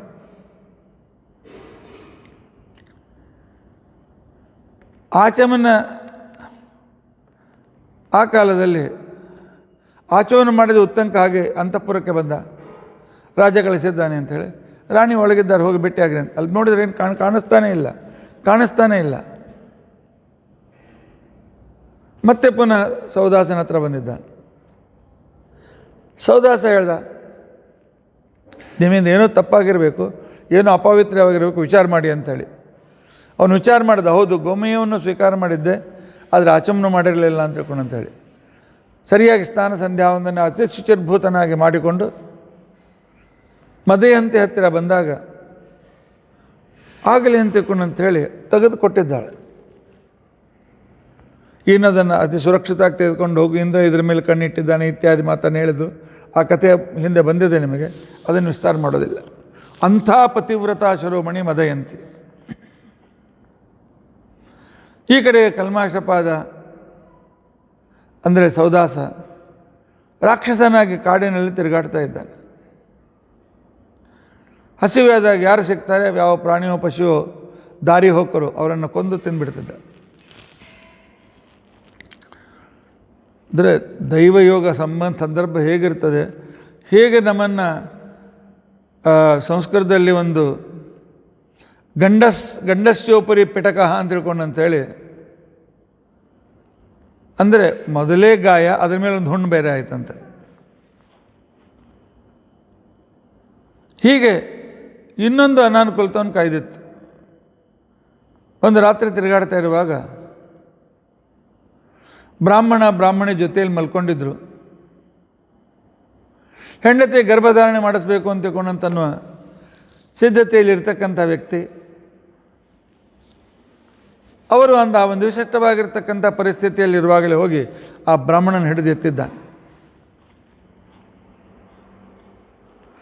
ಎತ್ತಿ ಅವನನ್ನು ಕೊಂದು ತಿನ್ನಬೇಕು ಅಂತ ತಿಳ್ಕೊಂಡು ಅಂಥೇಳಿ ಅಂದಿರ್ತಕ್ಕಂಥ ಸಂದರ್ಭದಲ್ಲಿ ಆಗ ಆ ಬ್ರಾಹ್ಮಣನ ಪತ್ನಿ ಹೇಳ್ತಾಳೆ, ಅಂದರೆ ಅವಳು ಎಂಥ ಪತಿವ್ರತಾ ಶಿರೋಮಣಿ, ಪತಿವ್ರತೆಯಲ್ಲಿ ಅತಿ ಸರಿಯಾದರೆ ಅವರಿಗೆ ತ್ರಿಕಾಲ ಜ್ಞಾನ ಬರ್ತದಂತೆ. ಇಂಥ ಅನೇಕ ಹೆಣ್ಣು ಮಕ್ಕಳ ಚರಿತ್ರೆ ನಮ್ಮ ಪುರಾಣಗಳಲ್ಲಿ ವೇದಗಳಲ್ಲಿ ಬಂದಿದೆ. ಅದನ್ನು ಬಿಟ್ಟು ಯಾವುದೋ ಸಿನಿಮಾ ಹೆಣ್ಣುಮಕ್ಕಳ ಬಗ್ಗೆ ಚರ್ಚೆ ಮಾಡ್ತಾ ಕೂತ್ಕೊಳ್ತಾರೆ. ಎಲ್ಲೋ ತಮ್ಮ ದೇಹವನ್ನು ಮಾರಿಕೊಂಡಿರ್ತಕ್ಕಂಥ ಅಯೋಗ್ಯ ವ್ಯಕ್ತಿಗಳು. ಆಗ ಅವಳು ಹೇಳ್ತಾಳೆ, ನೀನು ರಾಕ್ಷಸನಲ್ಲ ಸೌದಾಸ, ಇಕ್ಷ್ವಾಕು ಕುಲದಲ್ಲಿ ಹುಟ್ಟಿದ ಮಹಾನ್ ಶ್ರೇಷ್ಠ ರಾಯ, ಜಗತ್ತಿಗೆ ಅಸುರರಿಂದ ರಕ್ಷಣೆ ಕೊಟ್ಟಿರ್ತಕ್ಕಂಥ ವ್ಯಕ್ತಿ ನೀನು. ನೋಡು, ನಮ್ಮ ಆಶ್ರಮದಲ್ಲಿ ನಾವು ಸಂತಾನ ಪ್ರಾಪ್ತಿ ಪಡೆಯಬೇಕು, ವಂಶ ಮುಂದುವರಿಸಬೇಕು ಅಂತ ತಿಳ್ಕೊಂಡು ಅಂತೇಳಿ ದೇಹ ಸಂಬಂಧದಿಂದ ಇರ್ತಕ್ಕಂಥ ಸಂದರ್ಭದಲ್ಲಿ ನೀನು ಇವನನ್ನು ನೀನು ಕರೆದುಕೊಂಡಿದ್ದಿ. ಆದ್ದರಿಂದ ಇಂಥ ಅಧರ್ಮ ಮಾಡಬೇಡ, ಮಕ್ಕಳಿಲ್ಲದ ನನ್ನನ್ನು ಅನಾಥಳನ್ನಾಗಿ ಮಾಡಬೇಡ. ಒಂದೇ ಅಲ್ಲ, ಮನುಷ್ಯ ಶರೀರ ಅಂತ ತಿಳ್ಕೊಂಡಂತಂದರೆ ಇದೊಂದು ಪುರುಷಾರ್ಥವನ್ನು ಕೊಡ್ತಕ್ಕಂತಹ ಅದ್ಭುತ ಸಾಧನ ಶರೀರ. ಮನುಷ್ಯನನ್ನು ಕೊಂದರೆ ಒಬ್ಬ ಮನುಷ್ಯನನ್ನು ಕೊಲ್ತಾ ಇಲ್ಲ ನಾವು, ಅವನ ಸಂಪೂರ್ಣ ಸರ್ವವನ್ನು ಕೊಂದಾಗೆ ಅಂತ ಅರ್ಥ.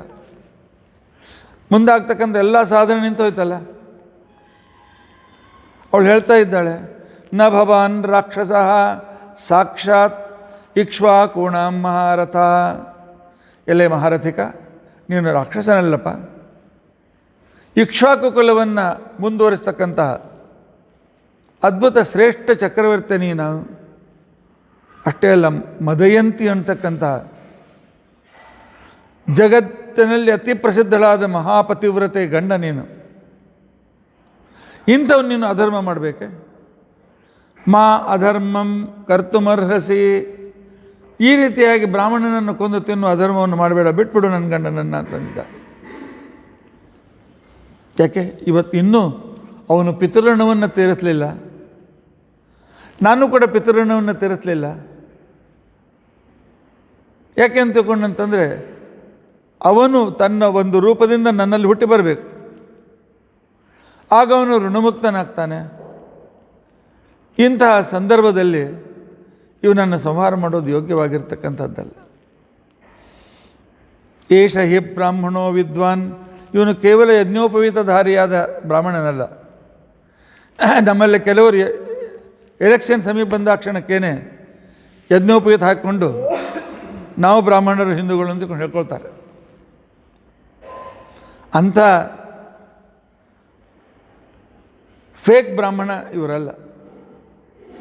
ಏಷ ಈ ಬ್ರಾಹ್ಮಣೋ ವಿದ್ವಾನ್. ಈ ಬ್ರಾಹ್ಮಣ ಬ್ರಹ್ಮರ್ಷಿಯಾಗಿದ್ದಾನೆ. ತಪಸ್ಸು, ಒಳ್ಳೆಯ ಚರಿತ್ರ, ಒಳ್ಳೆಯ ತಲಸ್ಪರ್ಶಿಯಾದ ಪಾಂಡಿತ್ಯ ಎಲ್ಲವೂ ಇವನಲ್ಲಿವೆ. ಇಂತಹ ಆರಾಧೈಷ ಬ್ರಹ್ಮ ತನ್ನ ಪಿತೃಣವನ್ನು ತಾನು ಮುಕ್ತನಾಗಿ ಸತತವಾಗಿ ಭಗವಂತನ ಸರ್ವತ್ರ ವ್ಯಾಪ್ತನಾಗಿರ್ತಕ್ಕಂಥ ಆ ಶ್ರೀಹರಿಯನ್ನು ಧ್ಯಾನ ಮಾಡಬೇಕು ಅಂತ ತಿಳ್ಕೊಂಡಂತೇಳಿ ಸರ್ವಭೂತಾತ್ಮನಾಗಿರ್ತಕ್ಕಂಥ ಪರಮಾತ್ಮನ ವಿಚಾರವನ್ನು ಮಾಡ್ತಾನೆ ನನ್ನ ಜೊತೆಗಿದ್ದ ಅವನು. ರಾಜ, ಈ ಬ್ರಾಹ್ಮಣ ನನ್ನ ಗಂಡ ಬ್ರಹ್ಮರ್ಷಿಗಳಲ್ಲಿ ಬ್ರಹ್ಮರ್ಷಿಗಳಲ್ಲಿ ಶ್ರೇಷ್ಠನಾಗಿದ್ದರೆ ನೀನು ರಾಜರ್ಷಿಗಳಲ್ಲಿ ಶ್ರೇಷ್ಠ. ಬ್ರಾಹ್ಮಣರ, ಗೋಗಳ, ಪ್ರಜೆಗಳ ಸಂರಕ್ಷಕ ನೀನು. ಇಂತಹ ಸಂರಕ್ಷಕನಾಗಿರ್ತಕ್ಕಂಥ ನೀನು ಇವನನ್ನು ಕೊಂದರೆ ತಂದೆ ತಾನಾಗೇ ತನ್ನ ಕೈಯಾರೆ ಮಗನನ್ನು ಕೊಂದಂತೆ. ಯಾಕೆ ಅಂತಂದರೆ ಇವನಿನ್ನೂ ಮಗನಾಗೇ ಇದ್ದಾನೆ, ಇವನಿನ್ನೂ ತಂದೆ ಆಗಿಲ್ಲ. ತಂದೆಯಾಗುವವರೆಗೂ ಅವನು ಮಗ ಅಂತ ಅನಿಸ್ಕೊಳ್ತಾನೆ. ಶಾಸ್ತ್ರದ ಶಬ್ದದ ಪ್ರಕಾರ ಇವನು ಭ್ರೂಣ ಅಂತ ಅನಿಸ್ಕೊಳ್ತಾನೆ. ಭ್ರೂಣ ಅಂತಂದ್ರೆ ಹೊಟ್ಟೆಯಲ್ಲಿದ್ದದಷ್ಟೇ ಅಲ್ಲ, ಅವನು ತಾನು ಪಿತೃಣವನ್ನು ಪ್ರತಿಯಿಂದ ಮುಕ್ತನಾಗುವವರೆಗೂ ಅವನು ಭ್ರೂಣನೇ ಅಂತ ಅನಿಸ್ಕೊಳ್ತಾನೆ. ಆದ್ದರಿಂದಾಗಿ ಒಂದು ಎರಡನೇದೇನು ಅಂತ ತಿಳ್ಕೊಂಡಂತಂದರೆ, ಬ್ರಾಹ್ಮಣ ಅಂತ ತಿಳ್ಕೊಂಡಂತಂದರೆ ಅವನು ಸಂಧ್ಯಾವಂದನೆ ಇದ್ದಾಗ ಜಗತ್ತನ್ನೇ ಸಂರಕ್ಷಣೆ ಮಾಡ್ತಕ್ಕಂಥ ವ್ಯಕ್ತಿ. ಅವನನ್ನು ನೀನು ಕೊಲ್ತಾ ಸಂಪೂರ್ಣ ಜಗತ್ತಿನ ಆ ಒಂದು ಪೋಷಕ ಧರ್ಮವನ್ನೇ ಸಂಹಾರ ಮಾಡ್ತಾ ಇದ್ದೆ ರಾಜ. ಇಂಥ ಮಾಡಬೇಡ, ಬಿಟ್ಬಿಡು. ಕಥಂ ಅರ್ಹತಿ ಧರ್ಮಜ್ಞ. ತಂದೆ ಸಂರಕ್ಷಕನಾದಂಥ ರಾಜ ತಂದೆ ಇದ್ದಂತೆ ಅವನೇ ತನ್ನ ಮಗನ ಕುತ್ತಿಗೆಯನ್ನು ಹಿಸಕಬೇಕೆ, ಅವನನ್ನು ಸಂಹಾರ ಮಾಡಬೇಕೆ? ಇದು ಯೋಗ್ಯವಾಗಿರ್ತಕ್ಕಂಥದ್ದೆಲ್ಲ ಅಂತ ಬ್ರಹ್ಮವಾದಿಗಳು ಭಾಗವತದಲ್ಲಿ ತಿಳಿಸಿ ಹೇಳಿದ್ದಾರೆ. ಕಥಂ ಅರ್ಹಸಿ ಧರ್ಮಜ್ಞ ವದಂ ಆತ್ಮಜ ತಸ್ಯ ಸಾಧೋ ಅಪಾಪಸ್ಯ ಭ್ರೂಣಸ್ಯ ಬ್ರಹ್ಮವಾದಿನಃ. ಇನ್ನೂ ತಂದೆಯಾಗದ ಪಿತೃಣವನ್ನು ತೀರಿಸದ ಭ್ರೂಣಾವಸ್ಥೆಯಲ್ಲಿರ್ತಕ್ಕಂತಹ, ಭ್ರೂಣ ಅಂತಿಕೊಂಡಂತಂದರೆ ಕುಮಾರ ಅಂತ ಅರ್ಥ. ಕುಮಾರ ಅಂತಂದ್ರೆ ಇನ್ನೂ ತಂದೆಯಾಗದೇ ಇದ್ದವನು ಅಂತ ಅರ್ಥ. ಇದನ್ನು ಸತ್ಯಧರ್ಮ ತೀರ್ಥರು ತಮ್ಮ ವ್ಯಾಖ್ಯಾನದಲ್ಲಿ ಭಾಳ ಸುಂದರವಾಗಿ ಸ್ಪಷ್ಟವಾಗಿ ನಮಗೆ ತಿಳಿಸಿಕೊಟ್ಟಿದ್ದಾರೆ. ಅವರು ಹೇಳ್ತಾರೆ, ಹೇಗೆ ಜಗತ್ತಿಗೆ ಉಪಕಾರ ಮಾಡುವ ಒಂದು ಹಸುವನ್ನು ಕೊಂದರೆ ಏನು ಮಹಾಪಾಪ ಅಂತ ಅನಿಸ್ಕೊಳ್ತಾರೆ. ಜಗತ್ತಿಗೆ ಉಪಕಾರ ಮಾಡುವ ಹಸು ಹೌದು. ಆಕಳು ಎಲ್ಲೋ ಕಾಡಿನಲ್ಲಿದ್ದ ಹುಲ್ಲನ್ನು ತಿಂದು ನೀರನ್ನು ಕುಡಿದು ನಮಗೆ ತಾಯಿಯ ಹಾಲಿನಷ್ಟೇ ಶ್ರೇಷ್ಠವಾಗಿರ್ತಕ್ಕಂಥ ಹಾಲನ್ನು ಕೊಡ್ತಾಳೆ. ಜೀವಿತವಿರೋರಿಗೂ ಹಾಲನ್ನು ಕೊಡ್ತಾಳೆ. ಅಷ್ಟೇ ಅಲ್ಲ, ಎತ್ತುಗಳು ಅಂತಕ್ಕಂಥ ಮಕ್ಕಳನ್ನು ಕೊಟ್ಟು ಹೊಲ ಉಳುವಕ್ಕೆ ಅನುಕೂಲ ಮಾಡಿಕೊಟ್ಟು ಜನರಿಗೆ ಅನ್ನದಾತರು, ಮುಖ್ಯವಾಗಿರ್ತಕ್ಕಂಥ ಅನ್ನದಾತಳು ಇವಳೇ, ಈ ಹಸು. ಇಂಥ ಸಂಸಾರಕ್ಕೆ ಇನ್ನು ಅವಳ ಮೂತ್ರ ಆ್ಯಂಟಿಬಯೋಟಿಕ್. ಈಗಿನ ದಿವಸದಲ್ಲಿ ಅನೇಕ ಸ್ಯಾನಿಟೈಸರ್ಗಳನ್ನು ಗೋಮೂತ್ರದಿಂದ ತಯಾರು ಮಾಡ್ತಾ ಇದ್ದಾರೆ. ಪತಂಜಲಿ ಗೋಮೂತ್ರದಿಂದ ತಯಾರಾಗಿರ್ತಕ್ಕಂಥ ಫಿನೈಲ್ ಕೂಡ ಸಿಗ್ತದೆ. ಹೇಗೆ ಲೋಕೋಪಕಾರವಾದ ಆಕಳನ್ನು ಕೊಲ್ಲೋದು ಅಯೋಗ್ಯವೋ ಹಾಗೆ ಬ್ರಾಹ್ಮಣರನ್ನು ಕೊಲ್ಲೋದು ಅಯೋಗ್ಯ. ಯಾಕೆ? ಏನು ಬ್ರಾಹ್ಮಣರು ಉಳಿದವ್ರಿಗಿಂತ ಏನು 2 ಕೋಡು ಹೆಚ್ಚಿಗೆ ಇಟ್ಕೊಂಡು ಬಂದಿರ್ತಾರೆ? ಹಾಗಲ್ಲ. ಬ್ರಾಹ್ಮಣರು ದಿನಾಲು ತಪ್ಪದೆ ಸಂಧ್ಯಾ ವಂದನೆ, ದೇವರ ಪೂಜೆ, ಯಜ್ಞಮಾನನ್ನಾಗಿ ಮಾಡಿ ದೇವತೆಗಳಿಗೆ ಸಮರ್ಪಣೆ ಮಾಡ್ತಾರೆ. ಅದರಿಂದ ಮೋಡ ತಯಾರಾಗ್ತದೆ. ಮೋಡದ ಪರ್ಜನ್ಯದಿಂದ ಆನಂತರ ಅವ್ರು ಮಾಡಿದ ಯಜ್ಞಯಾಗಾದಿಗಳು ನಡೆಯುವಲ್ಲಿ ಉತ್ತಮವಾಗಿರ್ತಕ್ಕಂಥ ಸುಭಿಕ್ಷೆ ಇರ್ತದೆ. ಜಗತ್ತಿಗೆ ಮಳೆಯನ್ನು ಕೊಡ್ತಕ್ಕಂಥ ಪುಣ್ಯವಂತರು ಬ್ರಾಹ್ಮಣರು. ಅವರನ್ನು ಕೊಲ್ಲುವುದು ಯೋಗ್ಯವಾಗಿರ್ತಕ್ಕಂಥದ್ದಲ್ಲ. ಇನ್ನು ಒಂದು ವೇಳೆ ತಿನ್ನಲೇಬೇಕು ಅಂತ ನಿನಗೆ ಇಚ್ಛೆ ಇದ್ದರೆ ಒಂದು ತುತ್ತಿನ ಬದಲಾಗಿ 2 ತುತ್ತು ನಿನಗೆ ನಾನು ಕೊಡ್ತೇನೆ. ಯಾವನು ಹೋದ ಮೇಲೆ ನಾನು ಜೀವನ್ಮೃತಳೋ, ಜೀವಂತ ಇದ್ದರೂ ಕೂಡ ಸತ್ತಂತೆಯೋ ಅಂತ ನನ್ನನ್ನು ಮೊದಲು ತಿನ್ನು, ಆನಂತರ ಬೇಕಾದ ರಾಜನನ್ನು ಸ್ವೀಕರಿಸು. ಈ ಒಂದು ಇಷ್ಟಾದರೂ ನೀನು ಉಪಕಾರವನ್ನು ನನ್ನ ಮೇಲೆ ಮಾಡು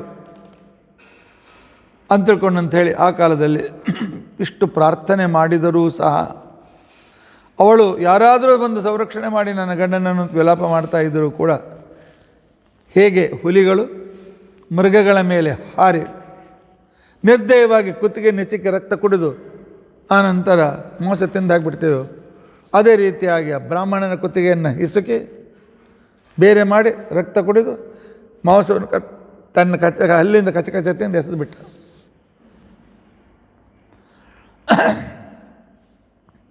ಇದರಿಂದ ಅವಳು ಶೋಕ ಸಂತಪ್ತಳಾಗಿದ್ದಾಳೆ.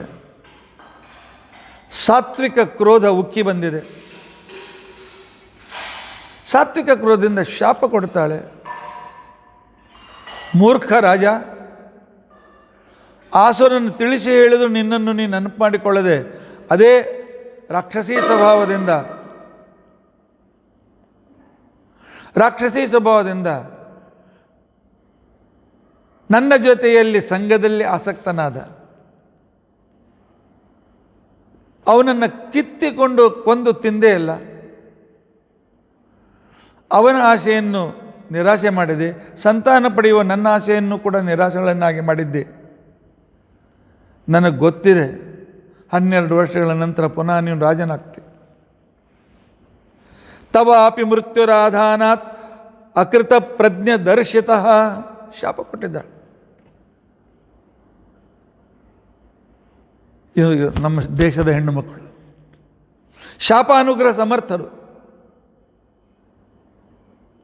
ಏನಿಲ್ಲ, ತಂದೆ ತಾಯಿಗಳು ಹೇಳಿದ ರೀತಿಯಲ್ಲಿ ದೇವರ ಉಪಾಸನೆಯನ್ನು ಮಾಡ್ತಾ ಪತಿಯಲ್ಲಿ ದೇವರನ್ನು ಕಾಣುತ್ತಾ ಮನೆ ಪತಿ ಅಂತಕ್ಕಂಥ ಆರಾಧನೆ ಮಾಡಿದಂಥವರಿಗೆ ಪರಮಾತ್ಮ ಜ್ಞಾನ ಕೊಡ್ತಾನೆ. ತ್ರಿಕಾಲ ಜ್ಞಾನ 12 ವರ್ಷದ ನಂತರ ಆಗ್ತಿದ್ದಿಲ್ಲ. ಎಲ್ಲಿಂದ ಗೊತ್ತಿದ್ದಕ್ಕೆ? ಯಾರಿಗೂ ಎಲ್ಲಿ ಕಾಡಿನಿರುತ್ತೆ ಅವಳಿಗೆ ಗೊತ್ತು. ತನ್ನ ಜ್ಞಾನ ತಿಳ್ಕೊಂಡಿದ್ದಾಳೆ. ನಂತರ ನೀನು ನಿನ್ನ ಪತ್ನಿಯ ಜೊತೆಗೆ ಇದ್ದರೆ ಸತ್ತೋಗ್ತೀನಿ. ನಿನ್ನ ಪತ್ನಿಯ ಸ್ಪರ್ಶದಿಂದಲೇ ಸತ್ತೋಗ್ತೇನೆ ಅಂಥೇಳಿ ಶಾಪವನ್ನು ಕೊಟ್ಟು ಅವನು ತಿಂದು ಎಸೆದಿರ್ತಕ್ಕಂತಹ ಎಲ್ಲ ಎಲುಬುಗಳನ್ನು ಒಟ್ಟು ಮಾಡಿ ಬೆಂಕಿಯನ್ನು ಪ್ರಜ್ವಲಿತವನ್ನಾಗಿ ಮಾಡಿ ಆ ಎಲ್ಲ ಅಸ್ಥಿಗಳನ್ನು ತೆಗೆದುಕೊಂಡು ತಾನು ಬೆಂಕಿಯ ಮಧ್ಯದಲ್ಲಿ ಕೂತ್ಕೊಂಡು ಸಹಗಮನವನ್ನು ಮಾಡಿದ್ದಾಳೆ.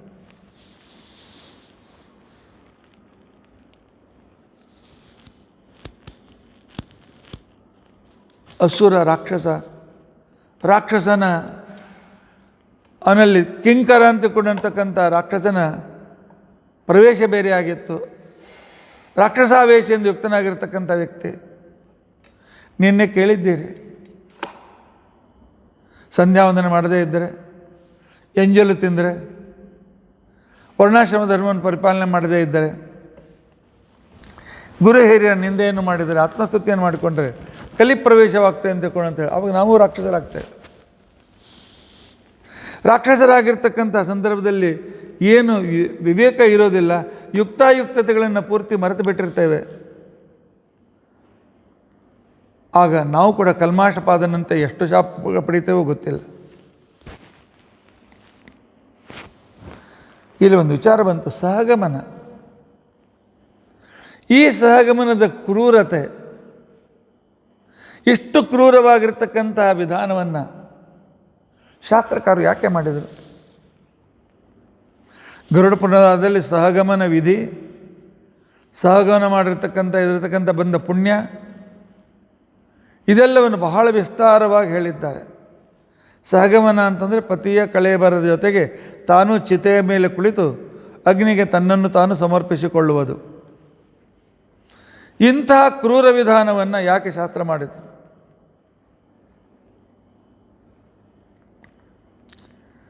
ಅದರ ಮೇಲೆ ಬೇಕಾದಷ್ಟು ಲೇಖನಗಳು ಬಂದಿವೆ. ಆನಂತರ ಜಗದೀಶ್ ಚಂದ್ರ ಬೋಸ್ ಇತ್ಯಾದಿಗಳೆಲ್ಲ, ಆನಂತರ ಇನ್ನೂ ಅನೇಕ ರೀತಿಯಾಗಿರ್ತಕ್ಕಂಥವರು ಸೇರಿ, ಆಂಗ್ಲ ಕೆಲವು ಅಧಿಕಾರಿಗಳು ಕೂಡ ಸೇರಿ ಸಹಗಮನವನ್ನು ತಾವು ಬ್ಯಾನ್ ಮಾಡಿದರು. ಈ ಪದ್ಧತಿ ಬಂತೇಕೆ? ಇದರ ಜೊತೆಯಲ್ಲಿ ಒಂದು ಮಾತು ನೆನಪಿಟ್ಕೊಳ್ಬೇಕು. ಸಹಗಮನ ಕಂಪಲ್ಸರಿ ಅಲ್ಲ, ಐಚ್ಛಿಕ. ನೆನಪಿಟ್ಕೊಳ್ಳಿ, ಕಂಪಲ್ಸರಿ ಎಂದಿಗೂ ಇರಲಿಲ್ಲ. ಮಧ್ಯದಲ್ಲಿ ರಾಜಸ್ಥಾನದಲ್ಲಿ, ಬಂಗಾಲದಲ್ಲಿ ಅಣ್ಣ ಸತ್ತರೆ ತಮ್ಮಂದಿರು ಅಣ್ಣನ ಹೆಂಡತಿ ಇರುವವರೆಗೂ ಅವಳಿಗೆ ಆಸ್ತಿಯನ್ನು ಕೊಡಬೇಕಾಗ್ತದೆ. ಅದು ಕೊಡಬಾರದು ಅಂತನ್ನೋ ಒಂದು ಆಶೆಯಿಂದ ಗಂಡ ಸತ್ತಾಗ ಅವಳು ಇಚ್ಛೆ ಇಲ್ಲದೇ ಇದ್ದರೂ ಕೂಡ ಬೇಕಂತಲೇ ಅವಳನ್ನು ಅಗ್ನಿಯಲ್ಲಿ ದಬ್ಬಲಿಕ್ಕೆ ಪ್ರಾರಂಭ ಮಾಡಿದರು. ಇಂಥ ಸಂದರ್ಭದಲ್ಲಿ ರಿಫಾರ್ಮ್ ಅದನ್ನು ಮಾಡಬೇಕಾಗಿರ್ತಕ್ಕಂಥ ಪ್ರಸಂಗ ಬಂತು. ಆ ಪದ್ಧತಿಯನ್ನು ನಿಲ್ಲಿಸಬೇಕಾಯ್ತು. ಆದರೆ ಎಂದಿಗೂ ಸಹಗಮನ ಕಂಪಲ್ಸರಿ ಆಗಿರಲಿಲ್ಲ. ಕುಂತಿ ಸಹಗಮನ ಮಾಡಿದ್ಲೆ? ಇಲ್ಲಲ್ಲ. ಇಂಥ ಅನೇಕ ಕಥೆಗಳು ಬರ್ತವೆ. ಮಕ್ಕಳಿಗೋಸ್ಕರ ಅವರಿಗೆ ಸಂಸ್ಕಾರವನ್ನು ಕೊಡೋದಕ್ಕೋಸ್ಕರ ಇರಬೇಕಾಗ್ತದೆ. ಬ್ರಾಹ್ಮಣರಿಗಂತೂ ಸಹಗಮನ ಹೇಳೇ ಇಲ್ಲ. ಕೇವಲ ಆಪದ್ಧರ್ಮದಲ್ಲಿ ಯಾರೂ ಸಂರಕ್ಷಕರಿಲ್ಲ, ಯಾರೋ ವಿಧರ್ಮೀಯರು ಅಥವಾ ಪರಪುರುಷರು ಗಂಡನಿಲ್ಲ ಅಂತ ತಿಳ್ಕೊಂಡಂತ ಹೇಳಿ ಇವಳನ್ನು ತಮ್ಮ ಭೋಗಕ್ಕೆ ಉಪಯೋಗಿಸ್ತಕ್ಕಂಥ ಸಂದರ್ಭದಲ್ಲಿ ಅವರ ಕೈಯಲ್ಲಿ ಸಿಕ್ಕು ಭೋಗದ ಪಶುವಾಗುವ ಬದಲಾಗಿ ಸಹಗಮನ ಸಂಕಟ ಸಮಯದಲ್ಲಿ ಹೆಣ್ಮಕ್ಕಳಿಗೂ ಕೂಡ ಬ್ರಾಹ್ಮಣರಿಗೂ ಹೇಳಿದ್ದಾರೆ. ಆದರೆ ಎಂದಿಗೂ ಇದು ಐಚ್ಛಿಕವೇ ಹೊರತು ಎಂದಿಗೂ ಕರ್ಮಪ್ರಾಪ್ತವಲ್ಲ. ರಾಜಪತ್ನಿಯರು ಆಕ್ರಮಣ ಮಾಡಿದ ರಾಜರು ನಮ್ಮನ್ನು ತಮ್ಮ ಭೋಗಕ್ಕೆ ಎಳೆದುಕೊಳ್ತಾರೆ, ನಮ್ಮನ್ನು ನಮ್ಮ ಪಾವಿತ್ರ ನಾಶ ಮಾಡುತ್ತಾರೆ ಅಂತೇಳಿ ಅವರು ಕೂಡ ಸಹಗಮನವನ್ನು ಮಾಡ್ತಾಯಿದ್ರು. 12 ವರ್ಷ ಮುಗಿಯಿತು. ಮುಗ್ದಾಕ್ಷಣಕ್ಕೆ ತನ್ನ ಮನೆಗೆ ಬಂದ ಅದು ಬಂದಾಕ್ಷಣಕ್ಕೆ ಆ ನಂತರ ಮದುವೆಂತ ಹೇಳ್ತಾನೆ, ಇಲ್ಲ ನಮಗೆ ಸಂತಾನ ಆಗಿಲ್ಲ, ನಾವು ಸಂತಾನ ಪಡೆಯೋಣ, ಸಿದ್ಧಳಾಗು ಗರ್ಭಾಧಾನಕ್ಕೋಸ್ಕರ ಅಂತಂದಾಗ ಅವಳು ಹೇಳ್ತಾಳೆ, ಈ ಜನ್ಮದಲ್ಲಿ ಸರ್ವತಾ ಇಲ್ಲ. ಹುಟ್ಟಿದ ಮಕ್ಕಳು ನಮ್ಮನ್ನು ಉದ್ಧಾರ ಮಾಡುವಕ್ಕಿಂತಲೂ ಇದ್ದ ಗಂಡ ಉದ್ಧಾರ ಮಾಡ್ತಾನೆ. ಅದಕ್ಕೋಸ್ಕರ ನಾವು ಗಂಡ ಹೆಂಡತಿಯಾಗಿರೋಣ, ಅದರ ದೇಹ ಸಂಬಂಧ ಇವತ್ತಿನಿಂದ ಸರ್ವತಾ ಇಲ್ಲ. ಯಾವ ಕ್ಷಣಕ್ಕೆ ನೀವು ಆ ಭಾವನೆಯಿಂದ ನನ್ನನ್ನು ಮುಟ್ತೀರಿ, ಆ ಒಂದು ಬ್ರಾಹ್ಮಣಿಯ ಶಾಪದಿಂದ ನಿಮ್ಮ ವಿನಾಶವಾಗ್ತದೆ. ಅದರಿಂದಾಗಿ ನೀವು ತಪ್ಪದೇ ಜೊತೆಯಲ್ಲಿರೋಣ, ದೂರದಲ್ಲೇ ಇರಿ. ನಿಮ್ಮ ಸಂಬಂಧ ಇಲ್ಲ. ಇಕ್ಷ್ವಾಕು ವಂಶ ನಿಂತು ಹೋಗುವ ಪ್ರಸಂಗ ಬಂತು. ನಿಂತು ಹೋಗುವ ಪ್ರಸಂಗ ಬಂದಿರತಕ್ಕಂಥ ಸಂದರ್ಭದಲ್ಲಿ ಆಗ ವಸಿಷ್ಠರು ತಮ್ಮ ಅಭಿಮಂತ್ರಿತವಾಗಿರ್ತಕ್ಕಂಥ ನೀರಿನಿಂದ ಅವಳು ಗರ್ಭಿಣಿಯಾಗುವಂತೆ ಮಾಡಿದ್ದಾರೆ. ಮದಯಂತಿ ಗರ್ಭಿಣಿಯಾಗಿದ್ದಾಳೆ. 10 ತಿಂಗಳಾಯ್ತು, ವರ್ಷ ಆಯ್ತು, 1.5 ವರ್ಷ ಆಯ್ತು, 2 ವರ್ಷ ಆಯ್ತು. ಗರ್ಭದ ಶಿಶು ಹೆರಿಗೆನೇ ಆಗಲಿಲ್ಲ. ನೋಡಿದರೆ ಹಾರ್ಟ್ ಬೀಟ್ ಇದೆ, ಜೀವಿತ ಇದೆ, ಹೊರಗೆ ಬರಲೇ ಇಲ್ಲ. ಹೀಗೆ 7 ವರ್ಷ ಕಳೆಯಿತು. ತಾಯಿಯ ಗರ್ಭದಲ್ಲಿ ಅನೇಕ ವರ್ಷಗಳವರೆಗೆ ಇದ್ದು ಅಲ್ಲೇ ಕರಾರು ಮಾಡಿ ಜನ್ಮವನ್ನು ತೆಗೆದುಕೊಂಡಿರ್ತಕ್ಕಂಥವ್ರು ಭಾಳ ಜನ ಇದ್ದಾರೆ. ತಾಯಿಯ ಗರ್ಭದಲ್ಲೇ ಇದ್ದು ಮಾತನಾಡ್ತಕ್ಕಂಥವ್ರು ಅನೇಕ ಜನ ಇದ್ದಾರೆ, ಆಗಿ ಹೋಗಿದ್ದಾರೆ.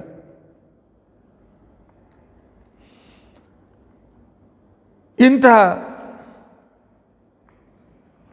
ಗರ್ಭವನ್ನು ವಸಿಷ್ಠರ ಅನುಗ್ರಹದಿಂದ ಪಡೆದಿರ್ತಕ್ಕಂಥ ಗರ್ಭ ಯಾವುದೋ ಮಹಾ ತಪಸ್ವಿ ಇರಬೇಕು ಅಂತ ತಿಳ್ಕೊಂಡು ಅಂತೇಳಿ ಕೊನೆಗೆ ತನ್ನಗೆ ಆ ವೇದನೆ ತಾಳಲಾರದೆ ಒಂದು ಚಪ್ಪಟೆ ಬಂಡೆಕಲ್ಲನ್ನು ತೆಗೆದುಕೊಂಡು ತನ್ನ ಹೊಟ್ಟೆಗೆ ಹೊಟ್ಕೊಂಡಿದ್ದಾಳೆ. ಹೊಡೆದುಕೊಂಡು ಬಹಳ ಪ್ರೆಷರ್ ಹಾಕಿರ್ತಕ್ಕಂಥ ಸಂದರ್ಭದಲ್ಲಿ ಒಬ್ಬ ಮಗ ಹುಟ್ಟಿದ್ದಾನೆ. ಮಗ ಹುಟ್ಟಿರ್ತಕ್ಕಂಥ ಸಂದರ್ಭದಲ್ಲಿ ಆಗ ಅವನಿಗೆ ಅಶ್ಮಕ ಅಂತ ಹೆಸರಿಟ್ಟಿದ್ದಾರೆ. ಕಲ್ಲು, ಅಶ್ಮ ಅಂದರೆ ಕಲ್ಲು, ಬಂಡೆಗಲ್ಲನ್ನು ಹೊಡೆದುಕೊಂಡದರಿಂದಾಗಿ ಹುಟ್ಟಿರ್ತಕ್ಕಂಥ ವ್ಯಕ್ತಿ. ಆದ್ದರಿಂದ ಇವನಿಗೆ ಅಶ್ಮಕ ಅಂತ ತಿಳ್ಕೊಂಡು ಅಂತೇಳಿ ಹೆಸರನ್ನು ಇಟ್ಟಿದ್ದಾರೆ. ತಂದೆಯಂತೆ ಅಸುರರ ದಸ್ಯುಗಳ ನಾಶಕನಾಗಿರ್ತಕ್ಕಂಥ ಈ ವ್ಯಕ್ತಿ ಅದ್ಭುತ ರೀತಿಯಿಂದ ದೇವತೆಗಳಿಗೂ ಸಹಾಯವನ್ನು ಮಾಡ್ತಾ ಇದ್ದ. ಅವನ ಮಗ ಮೂಲಕ ಅಂತ ತಿಳ್ಕೊಂಡಂತೇಳಿ ದೇಹ ಸಂಬಂಧದಿಂದ ಹುಟ್ಟುವುದು ಮದೆಯಂತೇಳಿ ನಿಂತು ಹೋಗಿತ್ತು. ಮಂತ್ರದಿಂದ ಮತ್ತೆ ಪುನಃ ಈ ವಂಶ ಮುಂದೆ ಬೆಳೆಯಿತು. ಋಷಿಗಳ ಮಂತ್ರ ಪ್ರಭಾವದಿಂದ ಅಂತ ತಿಳ್ಕೊಂಡಂತೇಳಿ ಆ ಹೊಸ ಜನ್ರೇಷನ್ನಿಗೆ ಇವನು ಮೂಲ ಪುರುಷ ಅಂತ ತಿಳ್ಕೊಂಡಂತೇಳಿ ಇವನಿಗೆ ಮೂಲಕ ಅಂತ ತಿಳ್ಕೊಂಡಂತೇಳಿ ಹೆಸರಿಟ್ಟಿದ್ದಾರೆ. ಯುವಕನಾಗಿದ್ದ, ಇನ್ನೇನು ಮದುವೆ ಆಗಬೇಕು. ಅಷ್ಟರಲ್ಲಿ ಇವರು ರಾಜ್ಯದ ಮೇಲೆ ಪರಶುರಾಮ ದೇವರು ಆಕ್ರಮಣ ಮಾಡಿದ್ದಾರೆ. ದುಷ್ಟ ಕ್ಷತ್ರಿಯರನ್ನು ನಾನು ಬಿಡೋದಿಲ್ಲ ಅಂತ ತಿಳ್ಕೊಂಡಂತೇಳಿ ಏನು ಮಾಡಬೇಕು ಅಂತ ಸಾವಿರಾರು ಜನ ಅಂತಃಪುರದ ಸ್ತ್ರೀಯರು ಈ ಮೂಲಕನನ್ನು ತಮ್ಮ ಮಧ್ಯದಲ್ಲಿ ಇಟ್ಟುಕೊಂಡು ಆ ಮೂಲಕನಿಗೆ ಸಂರಕ್ಷಣೆ ಮಾಡಿದ್ದಾರೆ. ಮೂಲಕನನ್ನು ಸಂರಕ್ಷಣೆ ಮಾಡಿದ್ದಾರೆ. ನಂತರ ಪರಶುರಾಮ ದೇವರು ಗೊತ್ತಿತ್ತು ಅವರಿಗೆ. ಆದರೂ ಇದು ಮುಂದೆ ಸೂರ್ಯವಂಶನ ಮುಂದುವರಿಸುವ ಒಂದು ಈ ಶಿಶು ಇರಲಿ ಅಂತ ತಿಳ್ಕೊಂಡು ಅಂತೇಳಿ ಬಿಟ್ಟು ಹೋಗಿಬಿಟ್ಟಿದ್ದಾರೆ. ಅವತ್ತಿನಿಂದ ಅವನಿಗೆ ನಾರೀ ಕವಚ ಅಂತ ತಿಳ್ಕೊಂಡು ಅಂಥೇಳಿ ಅವನಿಗೆ ನಾರೀ ಕವಚ ಅಂತ ತಿಳ್ಕೊಂಡು ಅಂತೇಳಿ ಹೆಸರು ಬಂತು. ಅವನ ಮಗನೇ ದಶರಥ. ರಾಮನ ತಂದೆ ದಶರಥ, ಅಲ್ಲಿ ಅವನು ಬೇರೆ, ಅದಕ್ಕಿಂತ ಮೊದಲು ಹೆಸರಿಟ್ಟುಕೊಂಡಿರ್ತಕ್ಕಂಥವನು. ದಶರಥನ ಮಗನ ಹೆಸರು ಇಲಬಿಲ ಅಂತ ತಿಳ್ಕೊಂಡಂತ ಹೇಳಿ ಐಲಬಿಲ ಅಂತೂ ಕೂಡ ಅವನನ್ನು ಕರೀತಾರೆ. ಅವನ ಮಗನ ಹೆಸರು ವಿಶ್ವಸಹ. ಅವನ ಮಗನ ಹೆಸರು ಖಟ್ವಾಂಗ. ಖಟ್ವಾಂಗ ಅಂತ ತಿಳ್ಕೊಂಡಂತಂದರೆ ರಾಜ್ಯ ರಕ್ಷಣೆ ಜೊತೆಯಲ್ಲಿ ಸತತ ಭಗವಂತನ ಜಪ. ಹೀಗೆ ಕೈ ಹಿಡಿದು ಕೈ ನೋತಿತ್ತು ಅಂತ ತಿಳ್ಕೊಂಡಂಥೇಳಿ ಖಟ್ವ ಅಂತ ತಿಳ್ಕೊಂಡಂದರೆ ಪಲಂಗ್.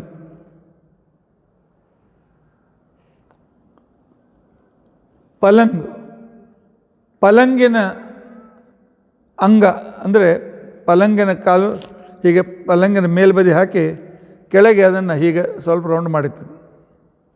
ಅಂದರೆ ಬರೀ ಹಾಗೆ ಇಟ್ಟರೆ ಅದು ಜಾರ್ತದೆ ಅಂತ ತಿಳ್ಕೊಂಡಂತೇಳಿ ಹೀಗೆ ಅದನ್ನು ರೌಂಡ್ ಮಾಡಿ ಇಡ್ತಕ್ಕಂಥದ್ದು. ಅದರಿಂದಾಗಿ ಏನಿತ್ತು, ಅದನ್ನು ಉಲ್ಟಾ ಮಾಡಿಕೊಂಡ್ರೆ ಆ ಕಟ್ಟಿಗೆ ಕೆಳಗೆ ಆ ರೌಂಡ್ ಇದ್ದದ್ದು ಒಂದು ಕೈ ಕೆಳಗೆ ಬರ್ತಿತ್ತು. ಈ ರೀತಿಯಾಗಿರ್ತಕ್ಕಂಥ ಅನೇಕ ಋಷಿಗಳು ಮುನಿಗಳು ಈ ಖಟ್ವಾಂಗವನ್ನು, ಖಟ್ವ ಪಲಂಗಿನ ಒಂದು ಅಂಗ ಭಾಗ ಅಂತ ಅನ್ಸ್ಕೊಂಡಿರ್ತಕ್ಕಂಥದ್ದನ್ನು ಇಟ್ಕೊಂಡು ಅಷ್ಟೇ ತಪಸ್ಸು ಮಹಾಪರಾಕ್ರಮಿ. ಹಿಂದಿನಂತೆ ಮತ್ತೆ ಅಸುರರು ತಪಸ್ಸು ಮಾಡಿ ದೇವತೆಗಳಿಂದ ನಮಗೆ ಪರಾಜಯ ಬೇಡ ಅಂತ ತಿಳ್ಕೊಂಡಂಥೇಳಿ ವರವನ್ನು ಪಡೆದಿದ್ದಾರೆ. ದೇವತೆಗಳಿಂದ ನಾವು ಪರಾಜಯ ಬೇಡ ಅಂಥೇಳಿ ವರವನ್ನು ಪಡೆದಿರ್ತಕ್ಕಂಥ ಸಂದರ್ಭ ಆಗ ದೇವತೆಗಳು ಖಟ್ವಾಂಗನ ಸಹಾಯವನ್ನು ಬೇಡಿದ್ದಾರೆ. ಹಗಲು ರಾತ್ರಿ ಯುದ್ಧವನ್ನು ಮಾಡಿ ದೇವತೆಗಳಿಗೆ ಜಯವನ್ನು ತಂದುಕೊಟ್ಟಿದ್ದಾರೆ. ದೇವತೆಗಳು ಗೆದ್ದಿದ್ದಾರೆ. ಆಗ ಎಲ್ಲ ಅಸುರರು ಉಳಿದ ಅಸುರರು ಓಡಿ ಹೋಗಿದ್ದಾರೆ. ಆಗ ದೇವತೆಗಳು ಹೇಳ್ತಾರೆ, ರಾಜ ಬೇಕಾದ ವರವನ್ನು ಕೇಳಿ ನಿಮ್ಗೆ ಹೇಳ್ತೇವೆ ಅಂತ ಕೊಂಡಿದ್ದೆ.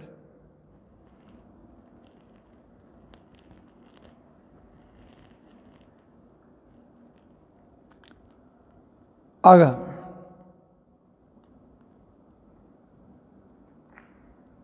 ಅವನು ಕೇಳ್ತಾನೆ, ಇನ್ನೂ ನನಗೆಷ್ಟು ಆಯುಷ್ಯ ಇದೆ ಹೇಳಿ, ನಾನು ಸಾಧನೆ ಮಾಡಬೇಕಾಗಿದೆ ಅಂತ ತಿಳ್ಕೊಂಡಂತ. ಆ ರೀತಿ ಪ್ಲ್ಯಾನ್ ಮಾಡಿ ನನಗೆ ಮಾಡಬೇಕಾಗಿದೆ. ದೇವತೆಗಳು ನೋಡಿದರು, ರಾಜ ಇನ್ನು ಕೇವಲ 2 ಮುಹೂರ್ತ ನಿನಗೆ ಆಯುಷ್ಯ ಉಳಿದಿದೆ, ಏನು ಸಾಧನೆ ಮಾಡ್ಕೊಳ್ಳೋದು ಮಾಡಿಕೊ ಅಂತ ತಿಳ್ಕೊಂಡಂತ. 2 ಮುಹೂರ್ತ ಅಂದರೆ 96 ನಿಮಿಷ. 1 ಮುಹೂರ್ತ 1 ಘಟಿಕ 48 ನಿಮಿಷ. 2 ನಿಮಿಷ ಅಂತಂದರೆ 48 ಗುಣಿಲೆ 2 96 ನಿಮಿಷ. ಅಯ್ಯೋ ಏನು ಮಾಡಲಿ, ಅಳ್ತಾ ಕೂತ್ಕೊಂಡೆ ತಲೆ ಹಿಡ್ಕೊಂಡು ಗಳಗಳ ಅಯ್ಯೋ ಏನು ಮಾಡಿದೆ ಅಂತ ಅನ್ನಲಿಲ್ಲ. ದೇವತೆಗಳೇ, ಇಮಿಡಿಯೇಟ್ಲಿ ನನ್ನನ್ನು ಊರಿಗೆ ಮುಟ್ಟಿಸಿ ರಾಜ್ಯದ ವ್ಯವಸ್ಥೆಯನ್ನು ಹೇಳಿ ನಾನು ನನ್ನ ಸಾಧನೆ ಮಾಡಿಕೊಂಡು ಪ್ರಾಣ ಬಿಡ್ತೇನೆ ಅಂತ ತಿಳ್ಕೊಂಡಂತೆ. ಇಂಥ ಕಥೆಗಳು ಹೇಳಿ ಸಂಪೂರ್ಣ ತನ್ನ ಜೀವನದ ಹೆಚ್ಚಿನ ಭಾಗ ದೇವತೆಗಳಿಗೆ ಸಹಾಯ ಮಾಡಿ ಕೊನೆ ಕಾಲದಲ್ಲಿಯೂ ಕೂಡ ಅಳ್ಳಿಲ್ಲ, ದುಃಖ ಪಡಲಿಲ್ಲ, ಯಾವುದೇ ರೀತಿಯಾಗಿರ್ತಕ್ಕಂಥ ಮನಸ್ಸಿನಲ್ಲಿ ಒಂದು ಸ್ವಲ್ಪವೂ ಕೂಡ ಅನಾನುಕೂಲತೆ ತಂದುಕೊಳ್ಳಲಿಲ್ಲ. ತನ್ನ ಊರಿಗೆ ಬಂದು ವ್ಯವಸ್ಥೆಯನ್ನು ಒಂದೇ ಕ್ಷಣದಲ್ಲಿ ಮಾಡಿ ನದಿ ತೀರಕ್ಕೆ ಹೋಗಿ ಲಯಚಿಂತನೆಯನ್ನು ಮಾಡ್ತಾ ಆ ಭಗವಂತನ ವಿಶಿಷ್ಟವಾಗಿರ್ತಕ್ಕಂಥ ಚಿಂತನೆಯಿಂದ ಅವನು 2 ಮುಹೂರ್ತದಲ್ಲಿ ಮೋಕ್ಷವನ್ನು ಪಡೆದಿದ್ದ. ಅಂದರೆ ಉಪಾಸನೆ ಮಾಡಿ ತಾನು ಲಯಕ್ರಮದಿಂದ ದೇವತೆಗಳಲ್ಲಿ ಸೇರಿಕೊಂಡು ಬ್ರಹ್ಮಲೋಕಕ್ಕೆ ಬಂದುಬಿಟ್ಟಿದ್ದಾನೆ. ಮುಂದೆ ಮತ್ತೆ ಪುನಃ ಕ್ರಮವಾಗಿ ಮೋಕ್ಷದ ವೇಳೆಯನ್ನು ಸಿಗ್ತದೆ. ಇಂತಹ ಪ್ರಸಿದ್ಧನಾದ ವ್ಯಕ್ತಿ ಖಟ್ವಾಂಗ. ಡಾಕ್ಟರು ಏನಾದರೂ ಸೀರಿಯಸ್ ಅಂತ ಹೇಳಿದರೆ ಅವ್ರನ್ನ ಕರೆಸ್ರಿ, ಇವ್ರನ್ನ ಕರೆಸ್ರಿ, ಅವ್ರ ಮುಖ ನೋಡ್ಬೇಕು, ಇವ್ರ ಮುಖ ನೋಡಬೇಕು, ಅವ್ರ ಮುಖ ನೋಡಿ ನಾ ಸಾಯ್ತೇನೆ ಹಾಗೆ ಹೇಗೆ ಅಂತ ತಿಳ್ಕೊಂಡಂತೇಳಿ ನೀವು ಒಳಗಿದ್ದ ಆ ಬಿಂಬನ ಮುಖವನ್ನು ನೋಡಿದ್ರೆ ಸಾಕು. ಇಂತಹ ಖಟ್ವಾಂಗನ ಮಗನು ಮಹಾವಿರಕ್ತನಾಗಿರ್ತಕ್ಕಂಥವನು. ಇವನ ಮಗನ ಹೆಸರು ದೀರ್ಘಬಾಹು ಅಂತ ತಿಳ್ಕೊಂಡಂತೇಳಿ ನೆನಪಿಟ್ಟುಕೊಳ್ಳಿ. ತ್ರಸದ್ದಸ್ಯು ಮಂದ, ಆನಂತರ ಮದಯಂತಿ, ನಿನ್ನೆ ದಮಯಂತಿ, ಇವತ್ತು ಮದಯಂತಿ. ಅಲ್ಲಿ ಹುಟ್ಟಿರ್ತಕ್ಕಂಥ ಕಲ್ಮಾಶಪಾದ, ಅಲ್ಲಿ ಹುಟ್ಟಿರ್ತಕ್ಕಂಥ ಮೂಲಕ, ಅಲ್ಲಿ ಹುಟ್ಟಿರ್ತಕ್ಕಂತಹ ಈ ಖಟ್ವಾಂಗ ಅದ್ಭುತವಾಗಿರ್ತಕ್ಕಂಥ ಮಹಾಸಾಮರ್ಥ್ಯ ಇರ್ತಕ್ಕಂಥವರು ಒಬ್ಬೊಬ್ಬರು ಹೀರೋ. ಇನ್ನು ದೀರ್ಘಬಾಹು, ಇವನಿಗೆ ಇನ್ನೊಂದು ಹೆಸರು ದಿಲೀಪ ಅಂತ ತಿಳ್ಕೊಂಡಂತ ಹೇಳಿ. ಒಂದು ಸಲ ಇವನು ಕೊಟ್ಟ ಅಯೋಧ್ಯೆಯ ಸಮೀಪದ ಕಾಡಿನಲ್ಲಿ ರಾಜಗುರುಗಳಾಗಿದ್ದ ವಸಿಷ್ಠರ ಆಶ್ರಮ ಇತ್ತು. ಆಶ್ರಮ ಇರುವಾಗ ಆಗ ಅವನು ವಸಿಷ್ಠರಿಗೆ ಹೋಗಿ ಶರಣು ಹೋಗಿದ್ದಾನೆ. ವಸಿಷ್ಠರಿಗೆ ಶರಣು ಹೋದಾಗ ಅವ್ರು ಹೇಳ್ತಾರೆ, ನೀನು ಒಂದು ಸಲ ನಮ್ಮ ಆಶ್ರಮಕ್ಕೆ ಬಂದಾಗ ನಿನ್ನ ಎದುರಿಗೇನೆ ಕಾಮಧೇನು ಓಡಾಡ್ತಾ ಇರುವಾಗ ನೀನು ಪ್ರದಕ್ಷಿಣೆ ಮಾಡಿ ನಮಸ್ಕಾರ ಮಾಡದೆ ಹಾಗೆ ಮುಂದೆ ಬಂದುಬಿಟ್ಟು ಗಡಬಡಿಯಿಂದ. ಅದರಿಂದಾಗಿ ತನ್ನನ್ನು ತಿರಸ್ಕಾರ ಮಾಡಿದ ಕಾಮಧೇನು ನಿನಗೆ ಶಾಪ ಕೊಟ್ಟಿದ್ದಾಳೆ, ನಿನಗೆ ಸಂತಾನ ಆಗೋದು ಬೇಡ ಅಂತ ತಿಳ್ಕೊಂಡಂತೇಳಿ. ಕಾಮಧೇನುವಿನ ಶಾಪ ನಾ ಏನು ಮಾಡಲಿಕ್ಕೆ ಆಗೋದಿಲ್ಲ.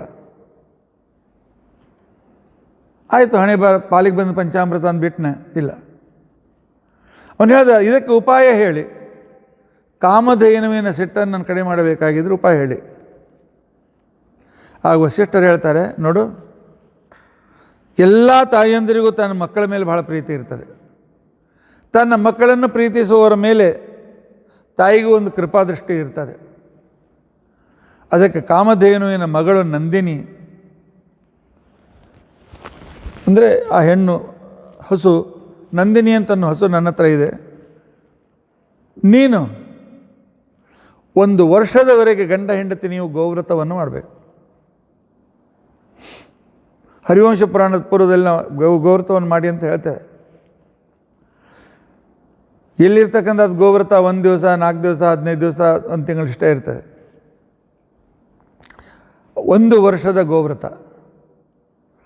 ಬೆಳಗ್ಗೆ ಆ ಹಸು ರಾತ್ರಿ ವಿಶ್ರಾಂತಿ ತೆಗೆದುಕೊಳ್ಳುವಾಗ ಅದು ವಿಶ್ರಾಂತಿ ತೆಗೆದುಕೊಳ್ಳು ತನ್ನ ಸ್ಥಳದಿಂದ ಏಳುವಕ್ಕಿಂತ ಮೊದಲೇ ಗಂಡ ಹೆಂಡತಿ ಇಬ್ಬರು ಸ್ನಾನಾದಿಗಳನ್ನೆಲ್ಲ ಮಾಡಿ ಆನ್ಯಕ ಮುಗಿಸ್ಕೊಂಡು ಆ ಗೋ ಸೇವೆಗೆ ತಯಾರಾಗಬೇಕು. ತಯಾರಾದ ಕ್ಷಣಕ್ಕೇನೆ ಆನಂತರ ಮೊಟ್ಟ ಮೊದಲು ಎಲ್ಲ ಗೋಮಯವನ್ನು ತೆಗೆದು ಕಸ ಬಳಸಿ ಆನಂತರ ಒಳ್ಳೆಯ ರೀತಿ ಸ್ವಚ್ಛ ಮಾಡಿ ರಂಗೋಲಿ ಹಾಕಿ ಆ ಹಸುವಿಗೆ ಸ್ನಾನಕ್ಕೆ ಹಾಕಿ ಎಲ್ಲ ರೀತಿಯಿಂದ ಅಲಂಕಾರ ಮಾಡಬೇಕು. ಅದಕ್ಕೆ ಹೊಟ್ಟೆ ತುಂಬ ಏನು ಬೇಕು ತಿನ್ನಲಿಕ್ಕೆ ಕೊಡಬೇಕು. ಅದನ್ನು ಆನಂತರ ಆ ಹಸುವನ್ನು ಕಾಡಿಗೆ ಬಿಟ್ಬಿಡ್ಬೇಕು. ರಾಜ, ನೀನು ಅದರ ಹಿಂದೆ ಹೋಗಬೇಕು. ಹೋಗಿಂತ ಮೊದಲು ಗಂಡ ಹೆಂಡತಿ ಒಬ್ಬರು ಆರತಿ ಗಿರ್ತಿ ಪೂಜೆ, ಷೋಡಶೋಪಚಾರ ಪೂಜೆ ಮಾಡಿ ಕಳಿಸ್ಬೇಕು. ಅದನ್ನು ಅದು ಎಲ್ಲಿ ನಿಲ್ತದೆ ಅಲ್ಲಿ ನಿಲ್ಲಬೇಕು. ಅದು ಕೂತರೆ ಹೊಡೆದು ನಡಿ ಅಂತ ಅನ್ನಬಾರ್ದು, ಒಟ್ಟೋದಕ್ಕೆ ಹೆಚ್ಚಬಾರ್ದು. ಅದು ಓಡಿದರೆ ಅದರ ಹಿಂದೆ ಓಡಬೇಕು. ಬೆಳಗಿನಿಂದ ಸಾಯಂಕಾಲ ಎಷ್ಟು ಸಲ ಅದು ಗೋಮೂತ್ರವನ್ನು ವಿಸರ್ಜನೆ ತನ್ನ ಮೂತ್ರವನ್ನು ವಿಸರ್ಜನೆ ಮಾಡ್ತದೆ, ಅಷ್ಟು ಸಲ ಪ್ರತಿ ಸಲ 10,000 ಗೋದಾನದ ಸಂಕಲ್ಪ ಮಾಡಿ ಬಂದು ಗೋದಾನವನ್ನು ಮಾಡಬೇಕು. ಅಂದರೆ ಎಷ್ಟು ಸಲ ಅದು ಗೋಮೂತ್ರವನ್ನು ವಿಸರ್ಜನೆ ಮಾಡ್ತದೆ ಅಷ್ಟರವರೆಗೂ ಅಷ್ಟು ಸಲ 10,000 ಗೋದಾನವನ್ನು ನೀನು ಕೊಡಬೇಕು. ನೋಡಿ, ಒಳ್ಳೆ ಮಕ್ಕಳು ಹುಟ್ಟಬೇಕಾದ್ರೆ ಕಷ್ಟಪಡದೆ ತಪಸ್ಸು ಮಾಡದೆ ಉತ್ತಮ ಮಕ್ಕಳು ಹುಟ್ಟೋದಿಲ್ಲ. ಮಧ್ವಾಚಾರ್ಯ ಹುಟ್ಟಬೇಕಾದ್ರೆ 12 ವರ್ಷ ಮಧ್ಯೆಗೆ ಬಿಟ್ಟರು ವೇದವತಿ ಅದ್ಭುತವಾಗಿರ್ತಕ್ಕಂಥ ರೀತಿಯಲ್ಲಿ ಸೇವೆ ಮಾಡಿದ್ದು ಮಧ್ವವಿಜಯದಲ್ಲಿ ಕೇಳ್ತೀರಿ. ದಶರಥ 60,000 ವರ್ಷ ತಪಸ್ಸು ಮಾಡ್ತಾನೆ. ಹಾಗೆ ದಿಲೀಪ ಅವನ ಹೆಂಡತಿ ಅದರ ಸೇವೆಯಲ್ಲಿ ತೊಡಗಿದ್ದಾರೆ. 364 ದಿನಗಳು ಅದು, ಅಥವಾ ಸೂರ್ಯ ಸಿದ್ಧಾಂತ ಪ್ರಕಾರ 353 ದಿನಗಳು ಅದು. ಮರು ದಿವಸ ಕೊನೆಯ ದಿವಸ ವ್ರತಕ್ಕೆ, ಅವತ್ತು ವ್ರತ ಮುಗಿಬೇಕು. ಎಂದಿನಂತೆ ಹಸುವನ್ನು ಕರೆದುಕೊಂಡು ಹೊರಟಿದ್ದಾನೆ. ಅದು ಹೋದಲ್ಲಿ ಹೋಗ್ತಾ ಇದ್ದಾನೆ. ಅದು ಈ ಸಲ ಬೇರೆ ಗುಡ್ಡದ ಮೇಲಿನ ಒಂದು ದಾರಿ ಹೀಗೆ ಹೋಗ್ತಿತ್ತು, ಆ ದಾರಿಯಲ್ಲಿ ಹೊರಟಿದೆ.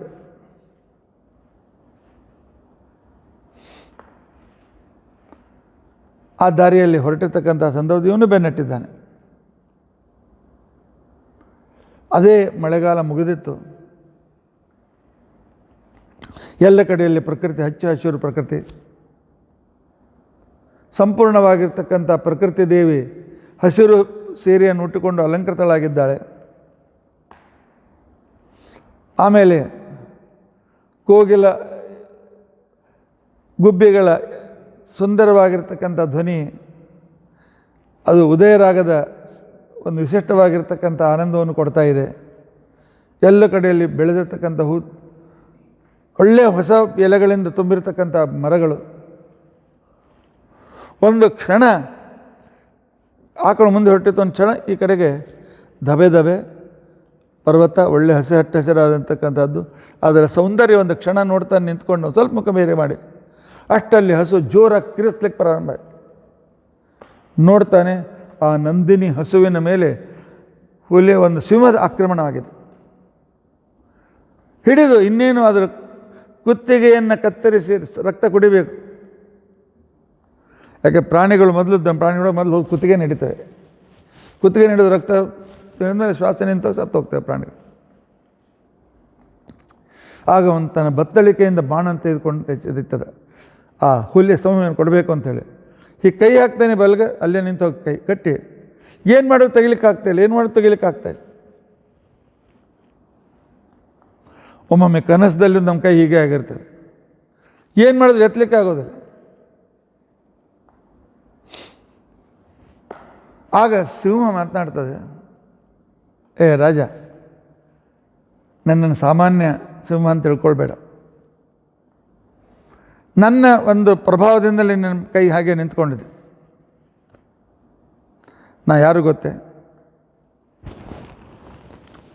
ನಾನು ನಿಕುಂಭ ಅಂತ ತಿಳ್ಕೊಂಡಂತ ಹೇಳಿ ರುದ್ರದೇವರ ಸೇವಕ. ವಿಶೇಷವಾಗಿ ಪಾರ್ವತಿಯ ಸೇವೆಯನ್ನು ಮಾಡ್ತಕ್ಕಂಥ ವ್ಯಕ್ತಿ. ಪಾರ್ವತಿಯ ಅನುಗ್ರಹದಿಂದ ನಾನು ಸೇವೆ ಮಾಡ್ತಾ ಇದ್ದೆ. ಕೆಲವು ದಿನ ನನಗೆ ಭಾಳ ದಣಿವಾಯಿತು. ಆ ಜಗನ್ಮಾತೆ ಅದನ್ನು